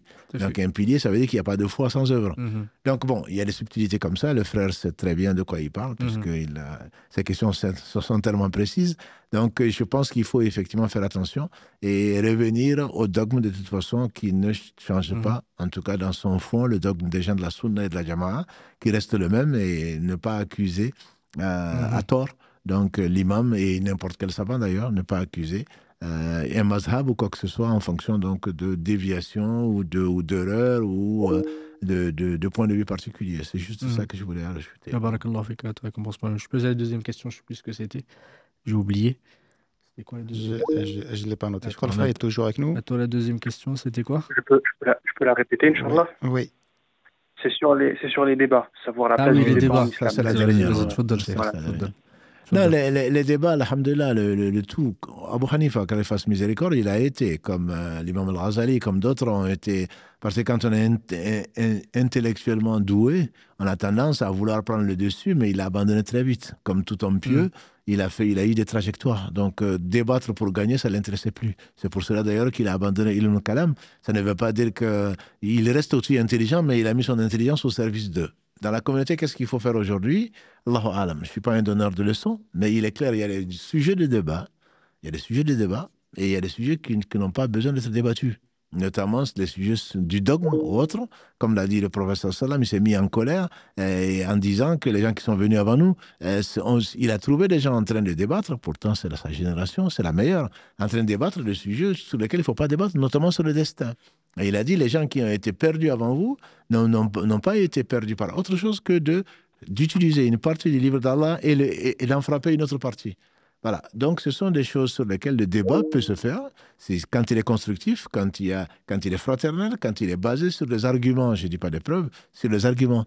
Donc, il y a des sujets de débat, il y a des sujets qu'il n'y a pas de débat. Et surtout, je pense que le temps est tellement court que les frères devraient s'investir à apprendre et à pratiquer plutôt que de passer leur temps sur les réseaux à débattre ou dans des conférences. Je me rappelle même interconfessionnel. Hein. Il y a des gens, quand il y avait des cassettes, maintenant, bon, on n'en parle plus. Donc, du Ahmed Didat. Exactement, d'Ahmed Didat. Les gens, ils le prenaient, qu'Allah lui fasse miséricorde, les gens le prenaient, et parce que non, il l'a démoli, il a fait ceci, il a fait ça. Qu'est-ce que ça t'apporte? Qu'est-ce que ça t'apporte? Qu'Allah le compense pour le bien qu'il a fait. Voilà, tu veux dire, ça c'est une perte, pour moi, c'est une perte de temps. Il y a vraiment autre chose. Le temps est tellement précieux, et comme on le sait, un des élèves Hanafi d'ailleurs, donc, qui ne mangeait que du liquide. On dit qu'il mangeait que du liquide parce qu'il n'a pas le temps de digérer, entre guillemets, ou en tout cas de mâcher. Donc le temps est trop précieux pour faire de n'importe quel sujet un débat. Il y a des sujets à ne pas débattre. Il y a des sujets sur le dogme. Pour moi, il n'y a pas de débat. Voilà, il y a une c'est tawqifi, il n'y a pas à être je crois que je pense que les savants ils ont divergé. Alhamdulillah, Allah n'a pas divergé. Les choses sont claires et on n'a pas besoin de donner son point de vue dessus. Et qu'est-ce que tu penses de ça? Et quel est ton avis? Qui suis-je pour donner un avis sur lequel Allah a tranché, son messager a tranché? Donc je pense qu'il y a des sujets de débat, il y a des sujets il y a des sujets qui ne sont pas à débattre. Voilà, ça c'est un très très résumé, puisqu'il y a certainement d'autres questions à répondre. Barakallahu fik, en tout cas, pour ces questions très très importantes et très, très, très d'actualité. Oui. La troisième question, je ne sais plus ce que c'était. J'ai oublié. Le frère, il est parti. Barakallahu fik. Il est encore là? C'était quoi la troisième question La troisième question, je suis désolé, je prends beaucoup de votre temps. C'est juste quelques informations par rapport à l'école hanafite aujourd'hui, c'est-à-dire parmi les contemporains, il y en a beaucoup qui parlent justement de fiqh al-dalil. Et bon, certains, j'ai l'impression que certains sont, comment dire, ils ne sont pas contre les écoles ouvertement, mais indirectement, ils montrent que indirectement, l'école hanafite, elle n'est pas forcément à prendre. Moi, j'ai entendu, par exemple, pour moi, c'est l'un des plus clairs, on va dire, l'un des plus vraiment les plus directs dans ses propos, c'est l'imam Sheikh Al-Albani, qui, pour moi, l'a dit clairement que l'une des écoles qui est la moins dans la sunna, c'est l'école hanafite. En tout cas, c'est ce que j'ai entendu de lui, à peu de choses près, dans le sens de ce qu'il a dit. Mais d'autres ils le disent, j'ai l'impression, ils le disent indirectement. Donc, qu'est-ce que vous pourriez nous dire sur ça? Non, mais c'est ce qu'il a dit, le frère Mohammed, barakallahu fi. Je pense qu'il faut vraiment être, il faut être juste. Quand on ne connaît pas une chose, il ne faut pas en parler. L'imam Abu Hanifa, qu'il fasse miséricorde, que ce soit Shafi'i et avant lui Malik et tous ses contemporains et les savants qui sont venus après le respectent pour ce qu'il est, c'est ceux qui ne le connaissent pas. Je ne parle pas de... Peu importe le contemporain, peu importe le savant, ceux qui ne le connaissent pas, c'est eux qui le traitent de ceci. C'est-à-dire qu'il faut comprendre qu'il n'a pas étudié la science du hadith comme on la connaît aujourd'hui ou comme on la connaît depuis le Bukhari ou d'autres, n'était pas là et qu'il avait pris des précautions, mais c'était toujours sur le Coran, c'était sur ce qu'il considérait lui comme authentique de la Sunna. Il n'a pas abandonné les hadiths quand il est considéré que c'était les hadiths qui étaient valables. Donc, après que l'on prenne les hadiths sans les comprendre, et il a raison et d'autres ont raison, il ne suffit pas d'être homme du hadith si tu ne comprends pas. Il faut vraiment comprendre les hadiths et il faut les aimer, bien sûr, quand il n'y a pas d'ijtihad avec nous. Et ce n'est pas nous qui allons leur apprendre ça. Il n'y a pas de je crois, je pense qu'en matière de religion, quand il y a une révélation. Donc, le prophète sallam, quand il donne les hadiths, mais il faut les comprendre, il faut les mettre dans un contexte. Forcément, les hadiths ne sont pas discutés s'ils sont authentiques. Mais ceux qui parlent d'arguments parfois ne savent même pas qu'est-ce qu'un hadith. Voilà. Je parle de nos contemporains, je parle de nos jeunes et moins jeunes qui souvent se permettent de juger les savants en disant quel est ton dalil, il n'a pas de dalil. Dis que je ne le connais pas, c'est un minimum de pudeur. Je ne connais pas son dalil, ça on peut le dire. Mais qui es-tu? Où tu as appris? Qu'est-ce que tu as appris? Qu'est-ce que tu connais comme dalil? Qu'est-ce que tu connais? Parce que j'ai entendu, j'ai lu qu'il n'a pas de dalil. Celui qui l'a dit, bon, peut-être qu'il s'est trompé.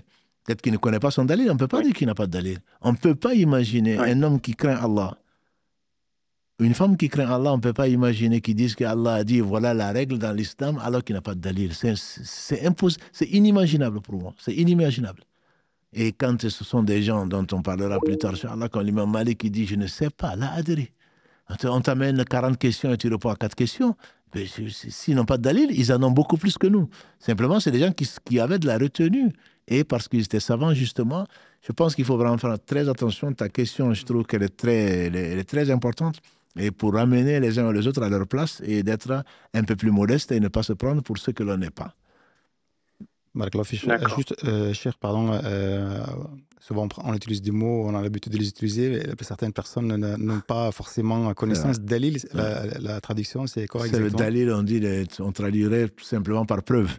C'est que ce sont des arguments, ce sont des preuves, comme un hadith, comme un verset. Comme des gens utilisent des versets, ils ne savent même pas. La circonstance, c'est d'abord le verset, et ils ne le connaissent pas. Ils en connaissent un sens. L'explication que les enfants en donnent, ils ne le connaissent pas. Est-ce que le verset a été abrogé? Est-ce qu'il est abrogeant? Etc. Les gens ne se permettent, mais c'est dans le Coran. C'est dans le Coran, oui, c'est dans le Coran. Le Coran a été révélé sur 23 ans, sur le prophète sallallahu. L'explication, Allah a voulu nous garder l'explication et la contribution des savants dans la compréhension donc, de ces versets-là. Ce n'est pas à toi parce que j'ai vu en français, ah mais Dieu dit ça. Non, Dieu n'a pas dit ça. Voilà. Donc je pense qu'il faut quand même faire attention. Encore une fois, c'est pas du tout, je ne suis pas un savant, je ne me prends pas pour un savant. Simplement, c'est pour amener un peu plus d'humilité dans ceux qui se prennent pour être des savants et qui ne sont pas. En tout cas, on remercie le frère qui a posé des questions plutôt pertinentes. Juste pour rester sur le sujet, la question que je relève, deux questions que je relève, c'est est-ce qu'on est, bon, alhamdoulilah, c'est une question auquel on a déjà répondu il y a quelques semaines, je pense même voire quelques mois, mais est-ce qu'on est obligé de suivre une école en particulier parmi les quatre? Et est-ce que parmi les quatre imams, il y en a qui ont étudié avec un tabi'in ou un tabi'a tabi'in? Ah, mais quand on aura fini, Inch'Allah, on comprendra Donc, on a dit que même certains considèrent Abu Hanifa comme un tabi'i, mais la plupart des savants, et les 4 qui sont retenus par l'histoire en général, en tout cas, sur lesquels les gens sont d'accord, sont étudiés avec des tabi'in. Ce ne sont pas des compagnons, bien sûr, ce ne sont pas des tabi'in, même si, comme si Mohammed l'a dit, il y a eu des écoles qui ont disparu, mais les 4, à ma connaissance, sont considérés par les savants comme des élèves de tabi'in. Là, il n'y a pas de doute dessus. Pour Abu Hanifa, on en a parlé ce soir. Pour Malik, on en parlera, Inch'Allah. Et donc, pour Shafi'i également, etc. Donc, il n'y a pas de doute donc, sur leurs sources, parce que c'était des croyances, Allah les a loués, et ils ont appris avec les meilleurs des gens, qui sont les compagnons qui ont enseigné à leurs maîtres, donc qui sont les tabi'in. Là, il n'y a pas de problème. D'accord. Et le fait de choisir une école en particulier ou d'aller prendre les avis selon ce qui nous arrange parfois aussi? Voilà, on en a parlé souvent, même assez récemment. Il faut craindre Allah. Il faut craindre Allah. Quand on ne sait pas, on demande. On ne va pas demander à un imam quand on lui pose la question de quelle école tu es. Voilà, parce qu'on ne sait pas qu'est-ce qu'est une école, on ne connaît pas les arguments, mais ce dont je suis sûr, c'est que tous les savants, y compris donc les meilleurs d'entre nous, les imams donc fondateurs entre guillemets, tous disent que là où il y a le dalil, là où il y a les hadiths, c'est leur école. Mais le problème, c'est que nous, on ne sait même pas ce qu'est un hadith. C'est pour cela que pour faire partie, pour moi, pour que quelqu'un se réclame d'une école, il faudra qu'il connaisse l'école. Il faudra qu'il connaisse les arguments de l'école. Il faudra qu'il connaisse les preuves. Il faudra qu'il connaisse les règles d'extraction donc des fatwas à partir donc des arguments. Quand on ne le connaît pas, quand on suit, on fait du taqlid, qui n'est pas interdit pour nous. Ce n'est pas interdit parce qu'on ne connaît pas tout ça. Donc, on suit un imam. Quand, comme on le dit souvent, quand on est au Maghreb, en Afrique noire, etc., l'école prépondérante, c'est l'école maliki. Et on en reparlera, Inch'Allah. Et quand on est en Inde, quand on est au Pakistan, quand on est à l'est d'Afghanistan, oui, c'est plutôt l'école Hanafi. Quand on est en Turquie, quand on est en Syrie, en Irak, donc le savant, tu ne vas pas lui demander quel est l'avis de l'imam Malik sur ceci. Voilà, tu lui fais confiance et il prend la responsabilité et son comportement vis-à-vis d'Allah subhanahu wa ta'ala, la compagnie d'Allah, Allah lui permettra de donner l'avis qui correspond à l'avis des savants de cette école-là. Mais dire absolument, il faudrait que moi je suis tel avis, ben, tu peux le suivre. Tu ne connais pas l'école, donc tu ne suis pas l'avis, tu suis l'avis de l'imam qui s'en réclame. Et donc on peut demander, on doit demander, et quand tu es à Toulouse ou quand tu es ailleurs, tu ne vas pas chercher forcément un savant de telle école pour savoir comment réparer ta prière, comment ceci, cela. Tu demandes à quelqu'un. Allah nous dit, demandez aux gens de science si vous ne savez pas. Si c'est quelqu'un de science que tu respectes, tu te dois de le respecter et pas faire le tour de Google et de regarder dans quelle école, oui, mais ça c'est permis, oui, mais il y a divergence dessus. Là, on n'a pas eu le temps de parler. Il y a des divergences avec les 3 autres écoles sur le nombre de points, zakat al-fitr, la zakat, ceci et cela. Donc, par rapport à l'école Hanafi en particulier, ce sont des points singuliers sur lesquels la plupart des savants ne sont pas d'accord. Donc, tu ne vas pas aller chercher, effectivement, à la frontière et chercher les avis qui t'arrangent. Ça, Allah sait que celui qui fait ça ne le craint pas. Barakallahu fik, Cheikh. Une autre question que je trouve assez intéressante, qui a été envoyée aussi sur les réseaux. Enfin, pourrait-on donner des exemples de ce qu'implique l'ordre, entre parenthèses l'impératif, dans les hadiths du prophète selon les écoles juridiques? Par rapport à l'ordre, effectivement, l'ordre chez la plupart des fuqaha, des usuliyin, c'est une grande partie des usuliyin, l'impératif, il signifie directement le wujub, l'ordre. Soit en fait, c'est soit l'impératif effectivement de faire, soit l'impératif de ne pas faire. Les fuqaha, il y a certains ulama qui disent qu'effectivement, ça ne veut pas dire l'interdiction, ça ne veut pas dire directement l'obligation, ça veut dire qu'on est amené à faire quelque chose, mais il faut justement une preuve pour dire est-ce que c'est plutôt l'obligation, c'est plutôt quelque chose qui est souhaitable. En tout cas, l'avis, Wallahu a'lam, qui est le plus acceptable prépondérant, c'est quand quelqu'un te demande de faire quelque chose, qu'ils vont te le demander dans le sens, si quelqu'un te donne un ordre, c'est pas pour te donner le choix. Quand il va te dire apporte-moi quelque chose, c'est qu'il va il va te le demander parce qu'il veut que tu l'apportes. Il te le demande pas en te disant est-ce que tu veux ou tu veux pas. Quelqu'un qui te donne un ordre, c'est pour que tu fasses cet ordre-là, et que tu t'appliques, justement. C'est pour ça que les ulama, ils ont divergé entre eux, mais l'avis, que je disais effectivement, c'est l'ordre implique, l'ordre, que ça soit dans sa forme positive ou négative, veut dire qu'on est obligé de faire, sauf si quelque chose vient effectivement atténuer comment dire, l'atténuer, et que ça Ou restreindre. restreindre, barakallahu fik, que ça ne soit plus une obligation, mais plutôt quelque chose de souhaitable, ou que ça ne soit pas quelque chose d'interdit, mais plutôt quelque chose de détestable à faire, parce qu'il y a eu une autre preuve qui vient atténuer. Mais ça, il faut une preuve supplémentaire. Mais dès le moment où on a une seule preuve, et une preuve qui nous dit de faire quelque chose, on doit la faire. Il y a beaucoup, alhamdoulilah, de hadiths dans ce sens-là, pas que des hadiths, pardon, des versets. Aqimus salat, effectivement, c'est directement, on veut dire il faut accomplir la prière, ça c'est un ordre, on peut pas dire derrière, non, c'est plutôt c'est plutôt souhaitable, celui qui veut le faire, celui qui veut pas le faire. Bon, en tout cas, les ulama là-dessus, il y a beaucoup de débats là-dessus, entre plutôt les usuliyoun, les ulama des fondements de la jurisprudence plutôt, qui ont débattu là-dessus, qui ont des avis très différents les uns des autres, chacun a ses arguments. Mais wallahu a'lam, l'avis le plus juste, effectivement, c'est que un ordre veut dire directement, c'est aucune preuve qui vient atténuer, veut dire directement une obligation. Dans les textes de la loi. Je ne sais pas, Cheikh, si tu veux rajouter quelque chose là-dessus. Simplement, la question, elle est pertinente. Le problème, c'est qu'il faut savoir, ce n'est pas en lisant le Coran, encore une fois, je reviens, ce n'est pas en lisant le Coran qu'Allah dit, fais ceci, donc moi je l'ai compris, je le mets en pratique. Donc le prophète sallam est venu restreindre ou expliquer certaines choses, certains ordres, donc pour nous expliquer que c'est quelque chose de très très recommandé ou que c'est absolument impératif. Et donc les académies de sciences et les savants en ont discuté pour en tirer donc des règles pour les piliers, pour les obligations, etc., etc. Donc j'aimerais juste que les gens soient un peu plus modestes et qu'ils ne se prennent pas pour ce qu'ils ne sont pas. Quand on n'a pas la base, bien sûr, le Coran parle au cœur. Donc il y a des versets sur lesquels il n'y a absolument pas de discussion. On n'a pas besoin d'aller chercher quelqu'un d'autre pour les comprendre. Mais quant aux règles, je pense qu'il faut juste faire attention. Il ne faut pas se prendre pour un faqih, pas se prendre pour un mufti, alors qu'on ne l'est pas. Moi, c'est juste ça que j'aimerais souligner, parce que l'obligation, même en langue arabe, donc il y a une divergence entre les savants, ne parlons pas de nous qui ne sommes pas arabes. Voilà, j'entends par là de la langue, de connaître vraiment la langue, qu'est-ce que ça implique, etc., etc. Donc, je pense qu'il faut être humble, il faut être modeste, et il faut apprendre ce qu'on ne sait pas et ne pas se permettre de tirer des règles, surtout, je parle des règles donc sans science. Parfait. Barakallahu fik, le frère vous remercie en tout cas pour la réponse. Je vous propose de prendre un autre appel, Inch'Allah. Allô, salam alaikum. Salam alaikum. Wa alaikum salam wa rahmatullah. On vous écoute, Inch'Allah.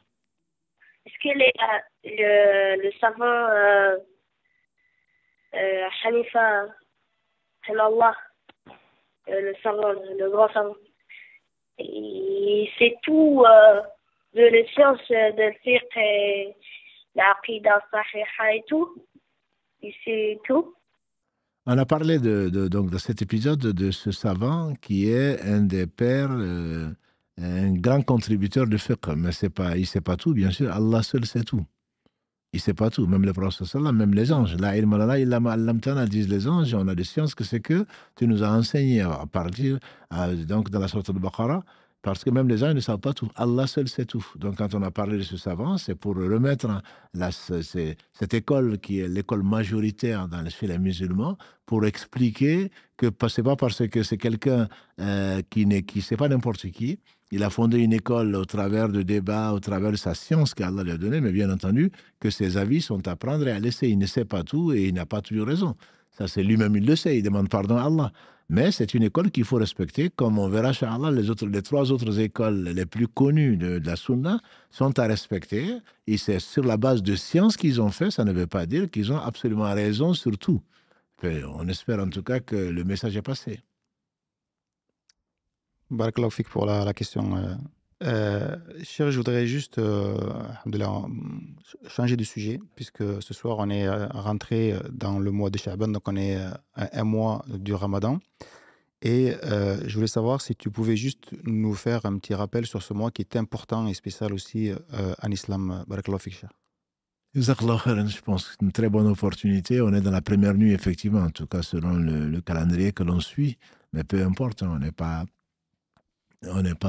sectaire. Peut-être que certains le commenceront le Sha'ban que demain. Demain, j'entends demain soir, parce que dans l'islam, la nuit précède le jour. Donc nous disons que nous sommes déjà, c'est-à-dire que on est déjà ce soir, depuis le Maghreb, dans la nuit de la première nuit de Sha'ban. Sha'ban, donc, c'est, comme l'a dit Oussama bin Zayd Kalalagré, il a dit au prophète sallallahu alayhi wa sallam, je te vois, ya Rasulallah, sallallahu alayhi wa sallam, jeûner ce mois de Sha'ban plus que tout autre mois, sauf Ramadan. Il en voulait l'explication, qu'Allah le bénisse, ainsi que son père. Il a dit, oui, effectivement, parce que c'est un mois qui est entre Rajab, qui est le 7e mois et qui est sacré, et Ramadan, qui est un mois qui est béni, et donc c'est un mois qui passe inaperçu. Et c'est un mois pendant lequel nos œuvres sont présentées au Seigneur des mondes, subhanahu wa ta'ala. Et j'aimerais que dans l'exposition de mes œuvres, le jeûne y soit. Et donc, comme il a dit ailleurs, le jeûne, parce que le jeûne n'a pas d'équivalent. Et donc, alayhi salatu wassalam, malgré qu'il est le meilleur des hommes, malgré qu'Allah lui a pardonné ses erreurs qu'il a pu faire avant ou après, malgré tout ceci, il cherchait toujours à plaire à Allah et continuait à exceller dans l'adoration de son Seigneur et le nôtre. Donc, le mois de Sha'ban, le prophète le jeûnait particulièrement. C'est le 8e donc, mois après Rajab. Rajab, c'est l'un des 4 mois, c'est le 7e mois dans l'ordre chronologique, c'est l'un des 4 mois sacrés. Donc les gens, surtout les Arabes, Rajab représentait pour eux quelque chose de très important dans la mesure où il n'y avait pas de guerre, il n'y avait pas de ceci, ça avait une place particulière, notamment dans la tribu de Moudar. Mais on ne va pas rentrer, Rajab est terminé. Mais donc les gens attendaient Ramadan, parce que le mois de Ramadan, comme on le verra, Inch'Allah, on va lui consacrer beaucoup de, si Allah le permet, beaucoup de missions. Et le mois de Ramadan, c'est un mois béni, qui est unique, pendant lequel Allah a révélé le Coran, pendant lequel il a révélé la Torah, pendant lequel il a révélé l'évangile, les psaumes. Le mois de Ramadan, il est unique. Donc les gens s'intéressent, et même parmi les musulmans contemporains, les gens connaissent Ramadan. Voilà. Et d'ailleurs, le proverbe dit, ne confond pas Sha'ban et Ramadan. C'est que Ramadan, c'est autre chose. Sha'ban, ce n'est rien, entre guillemets, par rapport à Ramadan. Sha'ban, ce qu'il faut savoir donc, c'est que c'est le mois pendant lequel nos œuvres sont exposées à Allah, bien qu'il le sache, avant de nous avoir tous créés. Et donc, pendant ce mois-là, le prophète sallam ne faisait pas que jeûner, bien sûr, il multipliait les bonnes actions, et notamment, donc, le jeûne. Et donc, pendant ce mois, il est conseillé, fortement conseillé, de suivre cette sunna, ce n'est pas du tout une obligation, notamment de ceux qui ont à rattraper des jours, soit par maladie, soit par indisposition, à rattraper des jours, parce que c'est... Allah nous a donné 11 mois pour rattraper. Donc, le mois de Sha'ban, c'est le dernier mois avant Ramadan. Celui qui, consciemment, ne rattrape pas a commis un péché et qui n'a pas été contraint. Voilà. Donc, qui a négligé et qui voudrait, comme certaines personnes, non, je ne pourrais pas jeûner. Pourquoi? Parce que, bon, je suis fatigué. Pourquoi? Parce que, je préfère donner à manger. Ce n'est pas toi qui choisis. Ce n'est pas toi qui choisis, c'est Allah qui choisit et qui t'a donné 11 mois pour ton bien. Celui qui jeûne un seul jour, je rappelle, dans le chemin d'Allah subhanahu wa ta'ala, comme l'a dit le prophète sallallahu alayhi wa sallam, Allah éloigne sa face de l'enfer à la distance de 70 années de marche. Et le jeûne n'a pas d'équivalent. Et donc, Allah ne fait que le meilleur. Le prophète sallallahu alayhi wa sallam nous a indiqué toutes les portes de bien. Donc, celui qui veut, lui-même jeûnait. Aïcha, notre mère, elle disait, le prophète sallallahu alayhi wa sallam, quand il jeûnait tellement qu'on pensait qu'il ne mangeait pas dans la journée. Et parfois, il mangeait tellement dans la journée, plusieurs jours, qu'on pensait qu'il ne jeûnait pas. Le prophète n'a jamais jeûné un mois complet, sauf le mois de Ramadan. Mais en dehors du Ramadan, il n'a jeûné aucun mois plus que celui de Sha'ban. Hadith rapporté par l'imam al-Bukhari. Donc, c'est à l'exemple du prophète sallam qui nous a montré donc les portes de bien, qu'il est bon de jeûner, bien sûr, pour celui qui peut jeûner. Et encore une fois, il a dit, les œuvres sont, il n'a pas dit le jeûne, les œuvres sont présentées à Allah. Donc, toute bonne œuvre, on doit encore plus multiplier parce que jamais la balance ne sera positive que par la faveur et la miséricorde d'Allah subhanahu wa ta'ala. Et le jeûne en fait partie. Mais jeûner, comme on le verra, Inch'Allah, Allah se passe du jeûne de celui qui ne s'abstient pas du mensonge et de la tromperie. Ça fait partie des hadiths. Donc, il faut multiplier celui qui avait du mal à se lever le soir pour prier, sans faire comme Abu Hanifa, il pourrait se lever pour faire 2 rak'ahs. Il pourrait se lever pour faire plus et se préparer quelque part pour la nuit du Tarawih. Et ne pas attendre, parce qu'il se peut que tout le monde ne voit pas le Ramadan. Il se peut que les gens meurent ce soir, et jusqu'à la veille du Ramadan, ils ne voient même pas le Ramadan. Donc, il ne faut pas attendre pour faire le bien. Ibn Omar, quand il a gré, ainsi que son père disait, quand tu es au matin, n'attends pas le soir. Quand tu es au soir, n'attends pas le matin. Prends pour ta santé pour quand tu seras malade et sur ta vie pour quand tu seras mort. Donc, c'est vraiment se précipiter depuis ce soir pour ce qu'on a négligé de faire, et nous sommes nombreux à être négligents. Donc, ça ne veut pas dire qu'il faut se tuer. Il faut se préparer au Ramadan. C'est la raison pour laquelle, d'ailleurs, on verra, Inch'Allah, à partir du 15 Sha'ban, le prophète sallam disait que de ne plus jeûner. Pour ceux qui n'ont pas de jours à rendre, disent les savants, ou pour ceux qui ne jeûnaient pas d'habitude. Donc, comme pour prendre des forces pour aborder donc, le mois béni de Ramadan, ou pour ceux qui ne jeûnaient pas régulièrement lundi et jeudi, ou autre chose. Voilà, donc il faut s'y préparer, il faut surtout se préparer à la rencontre d'Allah, il faut se préparer à la mort, on n'est jamais prêt, et donc dès qu'on peut faire une bonne action, il faut la faire, elles sont exposées, et notamment le 15 Sha'ban, mais on en parlera Inch'Allah plus tard. Je reviendrai sur une question sur Sha'ban, je voudrais juste prendre un dernier appel, Inch'Allah. Allô, salam alaikum. Salam alaikum. Salam. Je souhaitais tout d'abord vous remercier pour toutes les connaissances et la science que vous nous enseignez. Merci beaucoup. J'avais une petite question, si vous le permettez. Ça ne concerne pas le sujet du soir, mais ça concerne la prière. Donc voilà, ma question est la suivante. Doit-on dire Bismillahirrahmanirrahim avant chaque sourate pendant la prière ou seulement lors de la première sourate al-Fatiha? C'est vrai que je suis un peu perdue concernant la validité de ma prière par rapport à ça. Barakallahu fikum pour vos précisions. Allah vérifie. Alhamdulillah, la validité de la prière ne dépend pas de Bismillahirrahmanirrahim. Et les Shafi'ites, qu'on verra Inch'Allah plus tard, l'imam Mohammed, donc Idriss Shafi'i, qu'Allah lui fasse miséricorde, ainsi qu'à tous nos savants, dans l'école ou dans l'académie, comme le dit ici Mohammed, de cette école, c'est Bismillahirrahmanirrahim est un verset de la sourate al-Fatiha. Mais là, les autres sourates, ça sert à les séparer. C'est pour cela que dans les prières surrogatoires, on le dit, mais dans les prières obligatoires, ce n'est pas sunna de le dire. Et même la Fatiha, la plupart des savants des écoles disent que la Fatiha, on l'a dit à basse voix et on ne l'a dit pas à haute voix. Et Anas bin Malik al-Agré, donc, ce serviteur du prophète sallam pendant 10 ans, il a dit que j'ai prié derrière le prophète sallam, j'ai prié derrière Abu Bakr, j'ai prié derrière Omar, j'ai prié derrière Othman, tous commençaient par Alhamdulillahi Rabbil Alamin. Donc, même pour la Fatiha, il est bon de le dire, après A'udhu Billahi Minash Shaitanir Rajim, tout ça à basse voix, après Dua Iftiftah, tout ça à basse voix, Bismillahirrahmanirrahim, et ensuite commencer à réciter. Et l'une des preuves également, c'est ce hadith d'Abu Hurayra rapporté par l'imam Muslim, où le prophète nous dit, Allah dit qu'il a préparé, qu'il a divisé la prière en deux, entre son serviteur et lui, et son serviteur aura ce qu'il lui aura demandé. Quand son serviteur dit Alhamdulillahi Rabbil Alamin, Allah dit mon serviteur m'a loué, jusqu'à la fin du hadith. Donc, c'est une preuve pour nombre de savants pour dire que Allah ne dit pas quand mon serviteur dit Bismillahirrahmanirrahim. C'est l'un des arguments plutôt que les savants utilisent pour dire que Bismillahirrahmanirrahim n'est pas un verset de la sourate al-Fatiha qui en contient sans aucune discussion 7, même si on peut différencier entre guillemets certains versets par rapport à d'autres. Donc, il n'y a pas de souci par rapport, en tout cas pour l'avis majoritaire, probablement l'avis le plus fort, pour dire que même sans la basmala, la prière est valide. Wallahu alam, pour résumer vraiment, et en espérant avoir répondu à ta question. Merci beaucoup, Barakallahu fikoum, et qu'Allah vous préserve. Barakallahu fik, salam alaikum.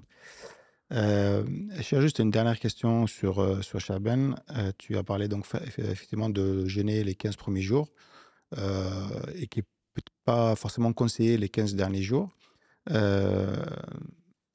ça implique quoi? C'est-à-dire, est-ce que les 15 premiers jours, je dois jeûner le plus possible? Est-ce que je dois les jeûner d'affilée? Très bonne question. C'est pas, on jeûne ce qu'on peut.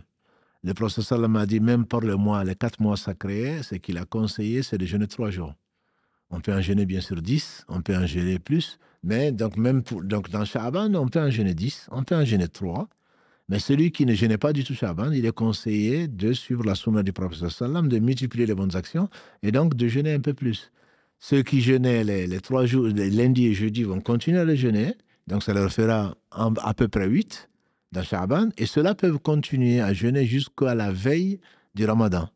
Et on ne doit pas chercher à jeûner la veille du Ramadan, sauf celui qui ça tombe un lundi ou un jeudi, parce qu'on a l'habitude de le faire, ou il nous reste encore un jour ou quelques jours à rattraper du mois de Ramadan dernier. Donc celui qui a l'habitude de jeûner, il jeûne. C'est le hadith d'Abu Huraira. Celui qui n'a pas l'habitude de jeûner, qui s'arrête donc à mi-Ramadan. Mais mi-Ramadan, ça veut dire que celui qui n'a pas l'habitude de jeûner, mi-Sha'ban, mi-Ramadan, voilà, c'est peut-être la fatigue. Donc mi-Sha'ban. Donc ça veut dire qu'on peut jeûner les 15 jours, comme on peut jeûner 10 jours, comme on peut en jeûner que 3.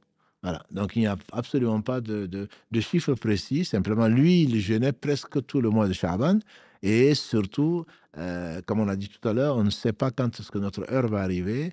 Donc, plus on jeûne, je dirais, mieux c'est, en fonction, bien entendu, de la situation de santé, en fonction de sa situation, de ce qu'on peut supporter, de son travail, des conditions socio-économiques dans lesquelles on est. Et la priorité va au rattrapage. J'insiste dessus parce que souvent, Shaitan vient nous taquiner, Shaitan vient nous miroiter, qu'on pourra le faire demain, au point qu'on va arriver à fin Sha'ban et il reste encore des jours à rattraper. Et ça, c'est un péché. C'est un péché. Et les dettes, donc on doit les rendre, et notamment les dettes vis-à-vis d'Allah subhanahu wa ta'ala, c'est ce qu'il a prescrit. Donc la prière non faite ou le jeûne non fait alors qu'on pouvait, etc., ce sont des dettes vis-à-vis d'Allah. Et donc celui qui ne s'acquitte pas des dettes dans ces conditions, dans les conditions définies par la charia, très certainement a commis un péché. Est-ce qu'on peut dire que c'est une préparation et un entraînement pour le mois du Ramadan, le fait de jeûner? Disons qu'on peut le dire, sans rentrer dans la question c'est pas une question, un sujet de débat, mais on peut le dire dans la mesure où on se prépare, ne serait-ce que psychologiquement, à avoir un mois intense. Mais ce n'est pas, encore une fois, une formation, une préparation militaire. Non, ce n'est pas ça. Alhamdulillah, beaucoup d'entre nous jeûnent les 3 jours blancs, lundi et ou jeudi. Donc ce n'est pas, c'est surtout se mettre en condition. Voilà un grand mois qui va arriver. Voilà un mois déjà, si je le vis, mais même si je ne le vis pas, toutes mes œuvres de l'année vont être présentées à Allah. En jeûnant un jour et en faisant d'autres bonnes actions, il se peut que ce soit la meilleure. Ce qu'on espère, c'est que la meilleure des actions soit la dernière. L'homme sera ressuscité, la femme aussi, sur la dernière des actions. Donc, si on meurt alors qu'on est en état de jeûne, alhamdulillah. Si on meurt en faisant du bien, alhamdulillah, on va être ressuscité dessus. Donc, c'est ce qu'il faut surtout comprendre, et c'est surtout mettre à la mémoire que la mort est plus proche de nous que la semelle donc de nos chaussures. On peut mourir n'importe quand, même si on n'en est pas très conscient. Voilà. Donc, il faut faire les bonnes actions, notamment le jeûne. Ça nous prépare, Inch'Allah, au mois de Ramadan, mais ça nous prépare tout simplement à la mort.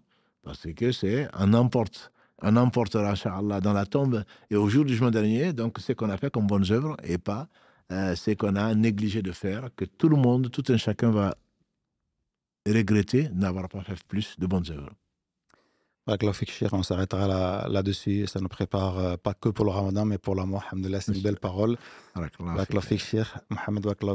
Karim, et à tous nos frères et nos sœurs qui nous suivent régulièrement. Et Mohamed, je te passe la main, Inch'Allah, pour terminer. Qu'Allah vous récompense par le meilleur et vous bénisse, qu'il nous fasse profiter de ce qu'on a dit aujourd'hui, et qu'il ajoute dans la balance des bienfaits des uns et des autres, que ce soit ceux qui nous suivent ou ceux qui nous aident, qui nous supportent, pour qu'on puisse apporter effectivement ce live. Et je vous dis à la semaine prochaine, bi'idhnillahi ta'ala. On parlera de l'imam Malik, l'étoile des ulama, qu'Allah subhanahu wa ta'ala lui fasse miséricorde.